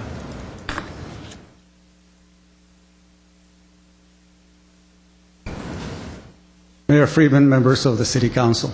My name is Herbert Milano. I guess I want to end my today's participation in this process of governance by bringing up a concept that has to do with many of the topics that we discussed today, but which is a little bit different as it regards creating a sustainable community, creating an environment that allows individuals from different ethnicities to come together, and also to promote a different way of thinking about creating an environment that is pleasant and conducive to harmony. Now, Mayor Friedman, I really appreciate the leadership that you've taken with regard to the use of bicycles. I don't think we ever had a council person do that as aggressively and as effectively as you have. And I think that we have to change the minds of a lot of people within the community with regard to the use of bicycles as opposed to the automobile, and creating an environment that is in many cities significantly advantageous.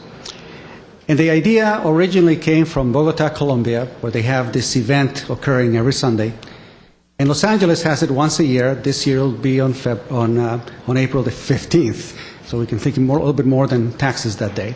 So I prepared this little PowerPoint to basically give you some idea of what an environment promoting something like Ciclavia for Glendale. It's an idea that empowers Glendale's diversity for health and recreation. Ideally, if you have something that is on a very regular basis, some cities have it every Sunday, some a little bit less periodically, but let's assume for a moment that we had the funds and we had the capability of doing something like this. Imagine a 10-mile trip from Brand Boulevard in San Fernando all the way up Brand Boulevard to Glen Oaks to Woodbury University in Burbank. So that will require the cooperation of Burbank from around 9 o'clock to 2 p.m. It brings together residents from diverse city communities. It creates a common purpose. It encourages residents to leave their cars for a day, or if not, for a morning. This is a picture of Ciclavia 2011. I think this is spring. That's around 10 o'clock in the morning, and there were just thousands and thousands of people participating in this event. It, of course, promotes exercise for old and young alike, and it encourages family activities to take place. Here's a mug of me and my two kids, my son and my daughter. This is on 7th Street. And as you can see, lots of activity behind it. There was lots of music. And by the way, the businesses around it really make a significant amount of money on those days, on the Sunday that this takes place. So what do we have? We have the problems with child obesity. We have problems with smoking. We could partner with hospitals for heart screening that will take place during those days. We sign up for smoking cessation programs. Here's Figueroa in 7th. I think I had the wrong street there. It's 7th Street all the way from downtown clear to about MacArthur Park area.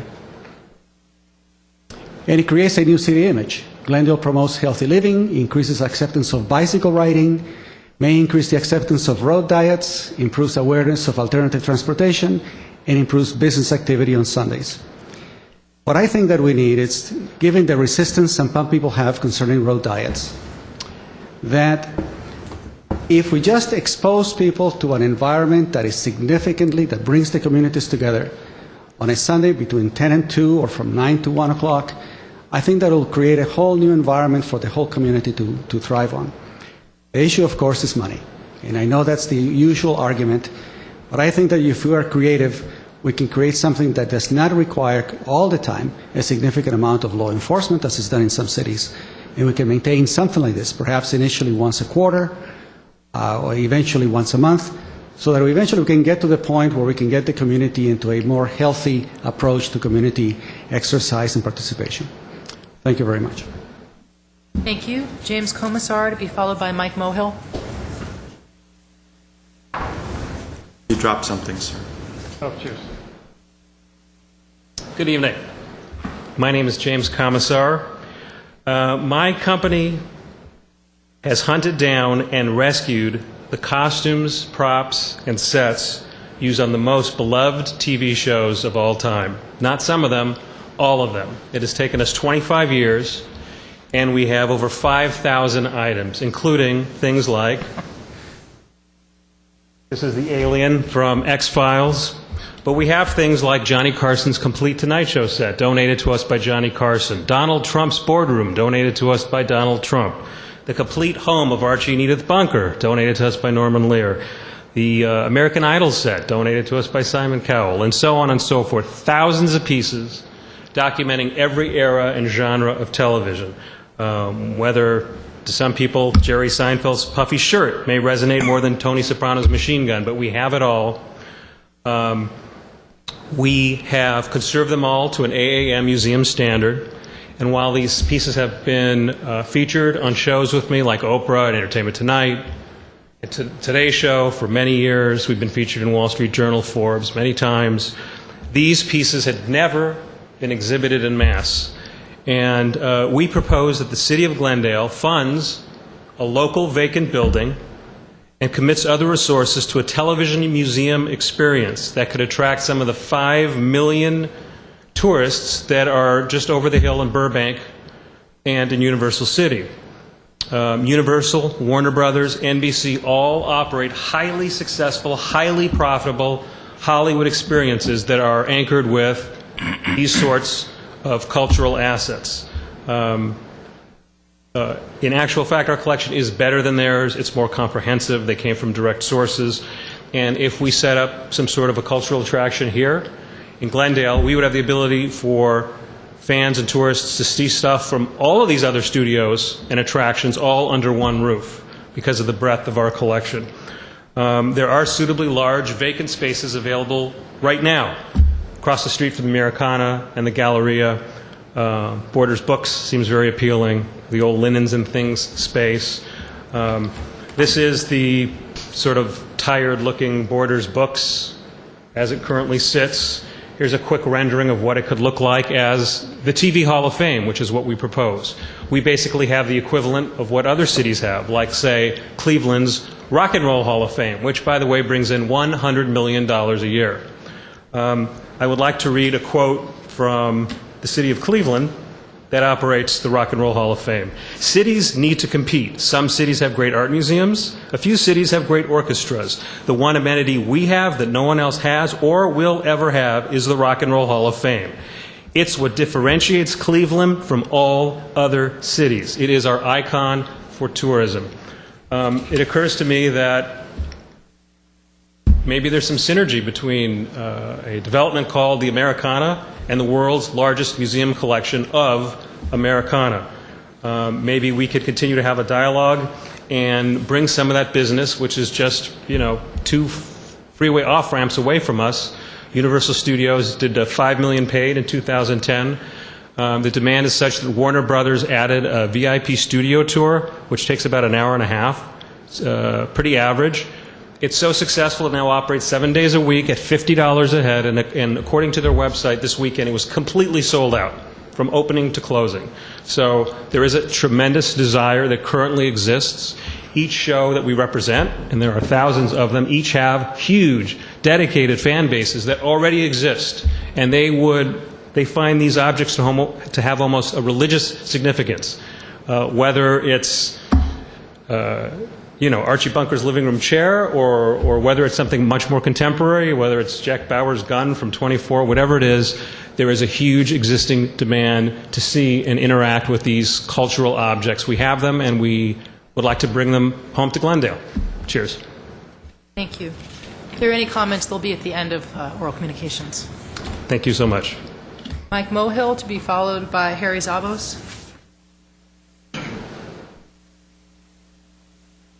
Good evening, Mayor Friedman, council members, and the viewing audience. My name is Mike Mohill.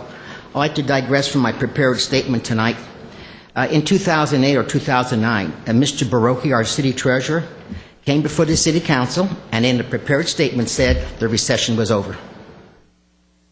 At that time I said, Mr. Barocchi, I'll do your job for free. And I also said that the recession would last between the next 5 to 7 years. I don't have a degree in treasury or finance. I have a degree in called just common sense. For my speech for tonight. Last week, only one council member took responsibility for the quagmire in which the water department found itself. A department that had become a piggy bank for the city council with their pet programs. It was the ratepayers' fault for trusting our elected council members to look for our interests first. Instead, 4 council members seeked out and coddled with city unions in order to receive their campaign money and endorsements. This practice has been inherent in the city for years. Last election, for example, Police Association supported Councilman Dave Weaver with about $11,000, and former Councilman John Draymond had the Fire Association PAC walk the precinct in his behalf. Today, because of this cozy relationship between the city unions and council members, voters are saddled with approximately $800 million in unfunded pension and medical benefits for city employees.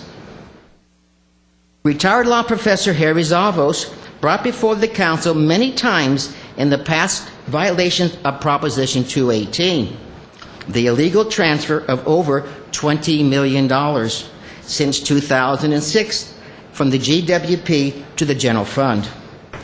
Council members have said the city charter had permitted this action whenever council felt it was deemed necessary. However, the charter also said only after council put away into the depreciation account or the reserve account could money be used to be used in other places. The depreciation account was set up as a rainy day account when water department needed money for its future infrastructure needs. The twist was when the annual transfer of 4 years of $3 to $4 million from the rainy day account went for city employees' benefits and not infrastructure repairs, no money was left in the depreciation account. The depreciation account, ladies and gentlemen, was robbed for years. And the transfer was stopped only because of the possibility of a lawsuit. Homeowners' interest became secondary to the big business of Glendale. But the residents and ratepayers of Glendale will be carrying this burden because of the mistakes of this city council. We need the money. We've heard that many times tonight. After the water crisis will be the need to raise the rates against electricity, trash, building permits, and you just name it. Infrastructure repairs like water, electricity, road should be the first 3 priorities of government, rather than city employees' salaries, pensions, and benefits. As city employees with their $100,000 a year pensions and premium medical plans, they will be the ones on the French Riviera vacationing, and not the poor Social Security recipients like myself. Outsourcing of jobs or bankruptcy will be the only way out of the quagmire in which we are in today. Santa Ana, California has outsourced their fire department. Cities of Vallejo and Fresno have filed for bankruptcy, and Stockton will be next. This is just the beginning of the decline of the Jewel City I knew growing up. As recently as 25 years ago, Glendale was fiscally sound and had a surplus. 15,000 residents have already left the Jewel City. Where will Glendale be financially in the next few years? Ladies and gentlemen, it's all about politics and the unions who monopolize this city. Thank you very much. Barry Zabos, to be followed by Margaret Hammond. Margaret Hammond's my last card.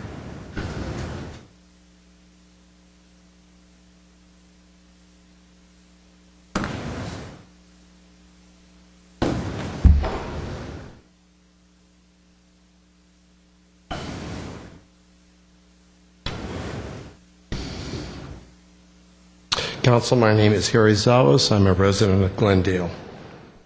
In the past, I've indicated I have problems with the trustworthiness of Wildham's use of numbers, both in the report that was the basis of the water rate hike and its memo outlining strategies to recoup charter-authorized water fee transfers to the general fund that were suspended because Proposition 218 made them unconstitutional.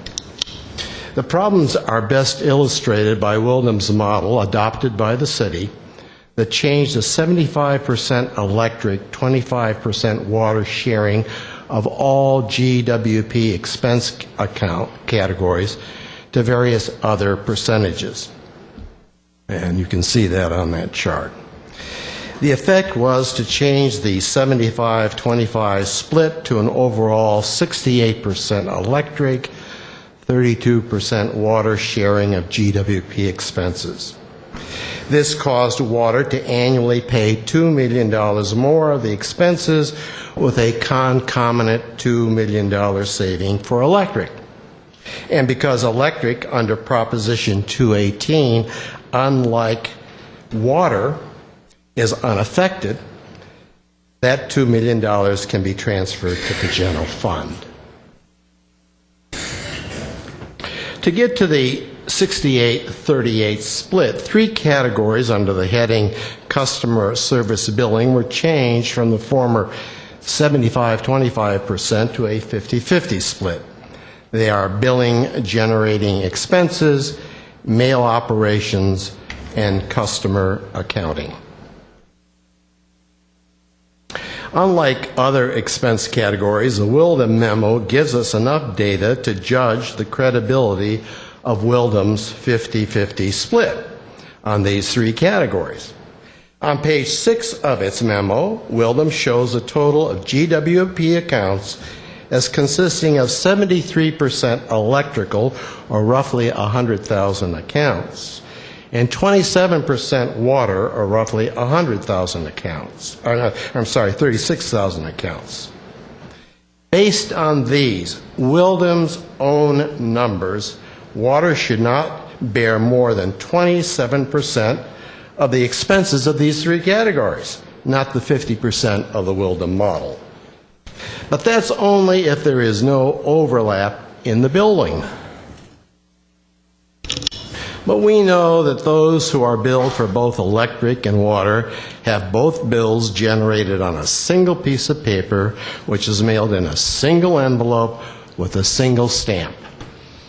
If everyone who is billed for water is billed for electric, roughly 36,000 of the mailings, or 36% of the roughly total 100,000 bills generated and mailed, would cover both water and electric and should be shared equally by electric and water, each paying 18%. That's the first column that you see.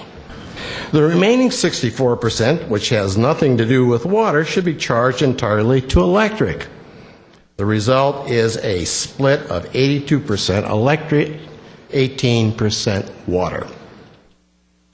Clearly, Wildham's own data contradict the 50-50 split for these categories. it shows that water's share of these expenses should not be more than 27% or less than 18%, and my guess is that the correct figure is closer to 18%. I first started raising this particular issue with GWP in the city well over a year ago. I've had no explanation of the apparent contradiction between the data and the model's numbers. I have not received sufficient explanation with other problems I've raised concerning Wildham's use of numbers. And I do not expect things to change. So why am I here tonight other than doing what I believe a citizen should do? At the end of last week's meeting, something was said that left the impression that the city would get back to me on this particular issue. I'm here to say, as of yet, that impression has not turned into reality. Thank you. Margaret Hammond is my last speaker.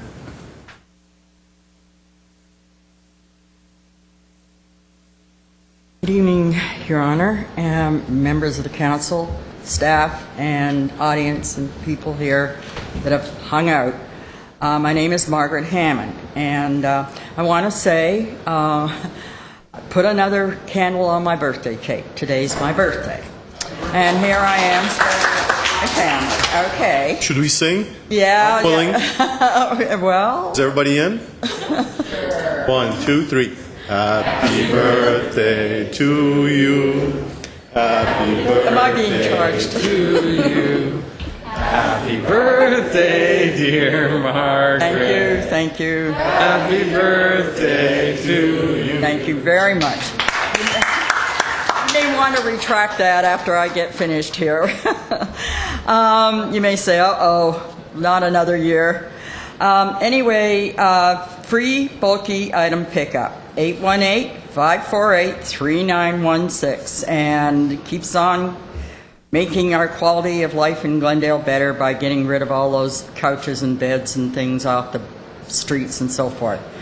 Now, my subject, which I've been bringing up for a couple of years, 3 years maybe, I objected to in the first place were the red light cameras. I said other cities were already doing away with them, but yet Glendale went ahead and contracted. I believe it was like a 5-year contract. And then last week, it was in the paper, we're not even going to bother with them anymore. We're not even going to enforce the fines or the violations. What is the cost? What was the cost for the original contract? How much is left on it? And are we going to get a refund if we're no longer enforcing those rules of violation of the red lights? I wish we were. I almost got hit by somebody today going right through directly on a red light, but what can you do? I am going to go and find out about this particular thing. Now, the other thing that I have brought up in the past is this business of charging tenants for the trash pickup when their owner of the building is already paying for a bin. And so that's double charging, okay? Well, in the city of LA, it was in the LA Times again, they are being made to refund that money to the tenants. It's illegal. You cannot charge double for the same service. And I know Mr. Zavos has talked to me about it, and I am going to be going ahead and doing something about it. I think it's wrong. The city is continuing to do it in violation of the law. It is absolutely, the city of LA is right now being forced to return that money to the tenants. And why not? When I pay for a bin, for a trash pickup, why should my tenants be paying again? So, and I know I've got a lot of double talk on it, and I don't care. It's double billing, double payment for the same service. Thank you very much. I appreciate the singing. Thank you. Thank you, and happy birthday. Comments? Mr. Manukian? Yes. Well, first I would like to mention that today's star is the alien that has been next to all the speakers that have come up and spoke after that gentleman, and I forgot your name. And I thought it was real in X-Files, and I'm dumbfounded as to that they used a prop. It's just mind-boggling. Oh, that's but it's, real. Yeah, well, okay. In that case, I'm fine. Second is the issue that Margaret actually did bring up. Are we charging twice for the same service? I'd have to defer to Mr. Zern on that, sir. Councilmember Manukian, no, we aren't charging twice. And the situation that we have is completely different than LA. LA was actually charging for services that were never rendered. As I've explained many times, and I know the staff has talked to Mrs. Hammond, there is a bin rental charge and a collection of that bin. There is also a basic rate charge that is assessed to residents in the city that covers far more than just the collection of trash, the sweeping of streets, the operation of the recycling center, many other things that are part of the overall waste collection program. The bulky item program that Ms. Hammond touts every week. As long as we're not is funded out subject of to that. liability and we're not going to incur legal expenses because of this, I'm fine. No, that's it. Two things. Mr. Milano, I enjoyed your presentation tonight. Are we actually getting on the same page? I don't know. I have talked to Siglavia, and they are interested in coming to Glendale. It's very preliminary. I don't know if it's going to work.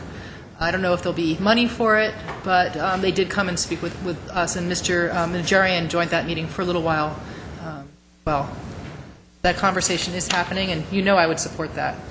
The TB Museum. Can we have staff? This is the second time I think they've come in, and let's at least explore it. Let's see what they're proposing. Let's see what's available. Could this be a moneymaker for the city? Let's at least, have staff have a meeting with them and look into it. Yes, ma'am. We have the GATE project, which is putting art in public spaces, and to me, this maybe could be something that's sort of a similar type of activity. Else? New business. We have new business. Can I just mention one final thing on Mr. Zavos's comment? And that's my fault. On my desk, there is a letter that I've asked GWP to draft some of the data.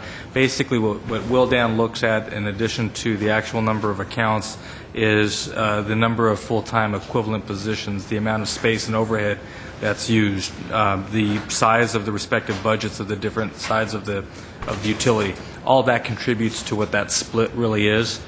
So there's more than just one set of factors, but that'll be explained. The letter's on my desk. I just haven't sent it to him yet. Okay, I move that the city attorney be and hereby is authorized to enter into a retainer agreement to utilize the law offices of Morris, Polich, and Purdy, LLC, to provide legal services to the city of Glendale with regard to pending issues involving the Glendale water treatment plant and local groundwater contamination. The agreement shall, in addition to other provisions, contain a fee cap for providing the legal services outlined above. Second. Okay, roll call, please. Council members Manukian, Yes. Najarian, Yes. Quintero, Yes. Weaver, Mayor Friedman. Yes. I have new business. I move that pursuant to Government Code Section 54957.1A5, Andrew Rawcliffe is hereby approved and appointed as a Deputy City Attorney for the City of Glendale. Further, that a written copy of this motion be transcribed, certified, and delivered by the City Clerk to the Office of the Civil Service Commission of the City of Glendale, as and for the written statement required by Article 24, Section 5, Subsection 2 of the Charter. Second. Okay, roll call, please. Council members Manukian, Yes. Najarian, Yes. Quintero, Yes. Weaver, Mayor Friedman. Yes. If there's nothing else, I would move to adjourn in memory of Rima Abedi Sagirian. Thank you. We are adjourned.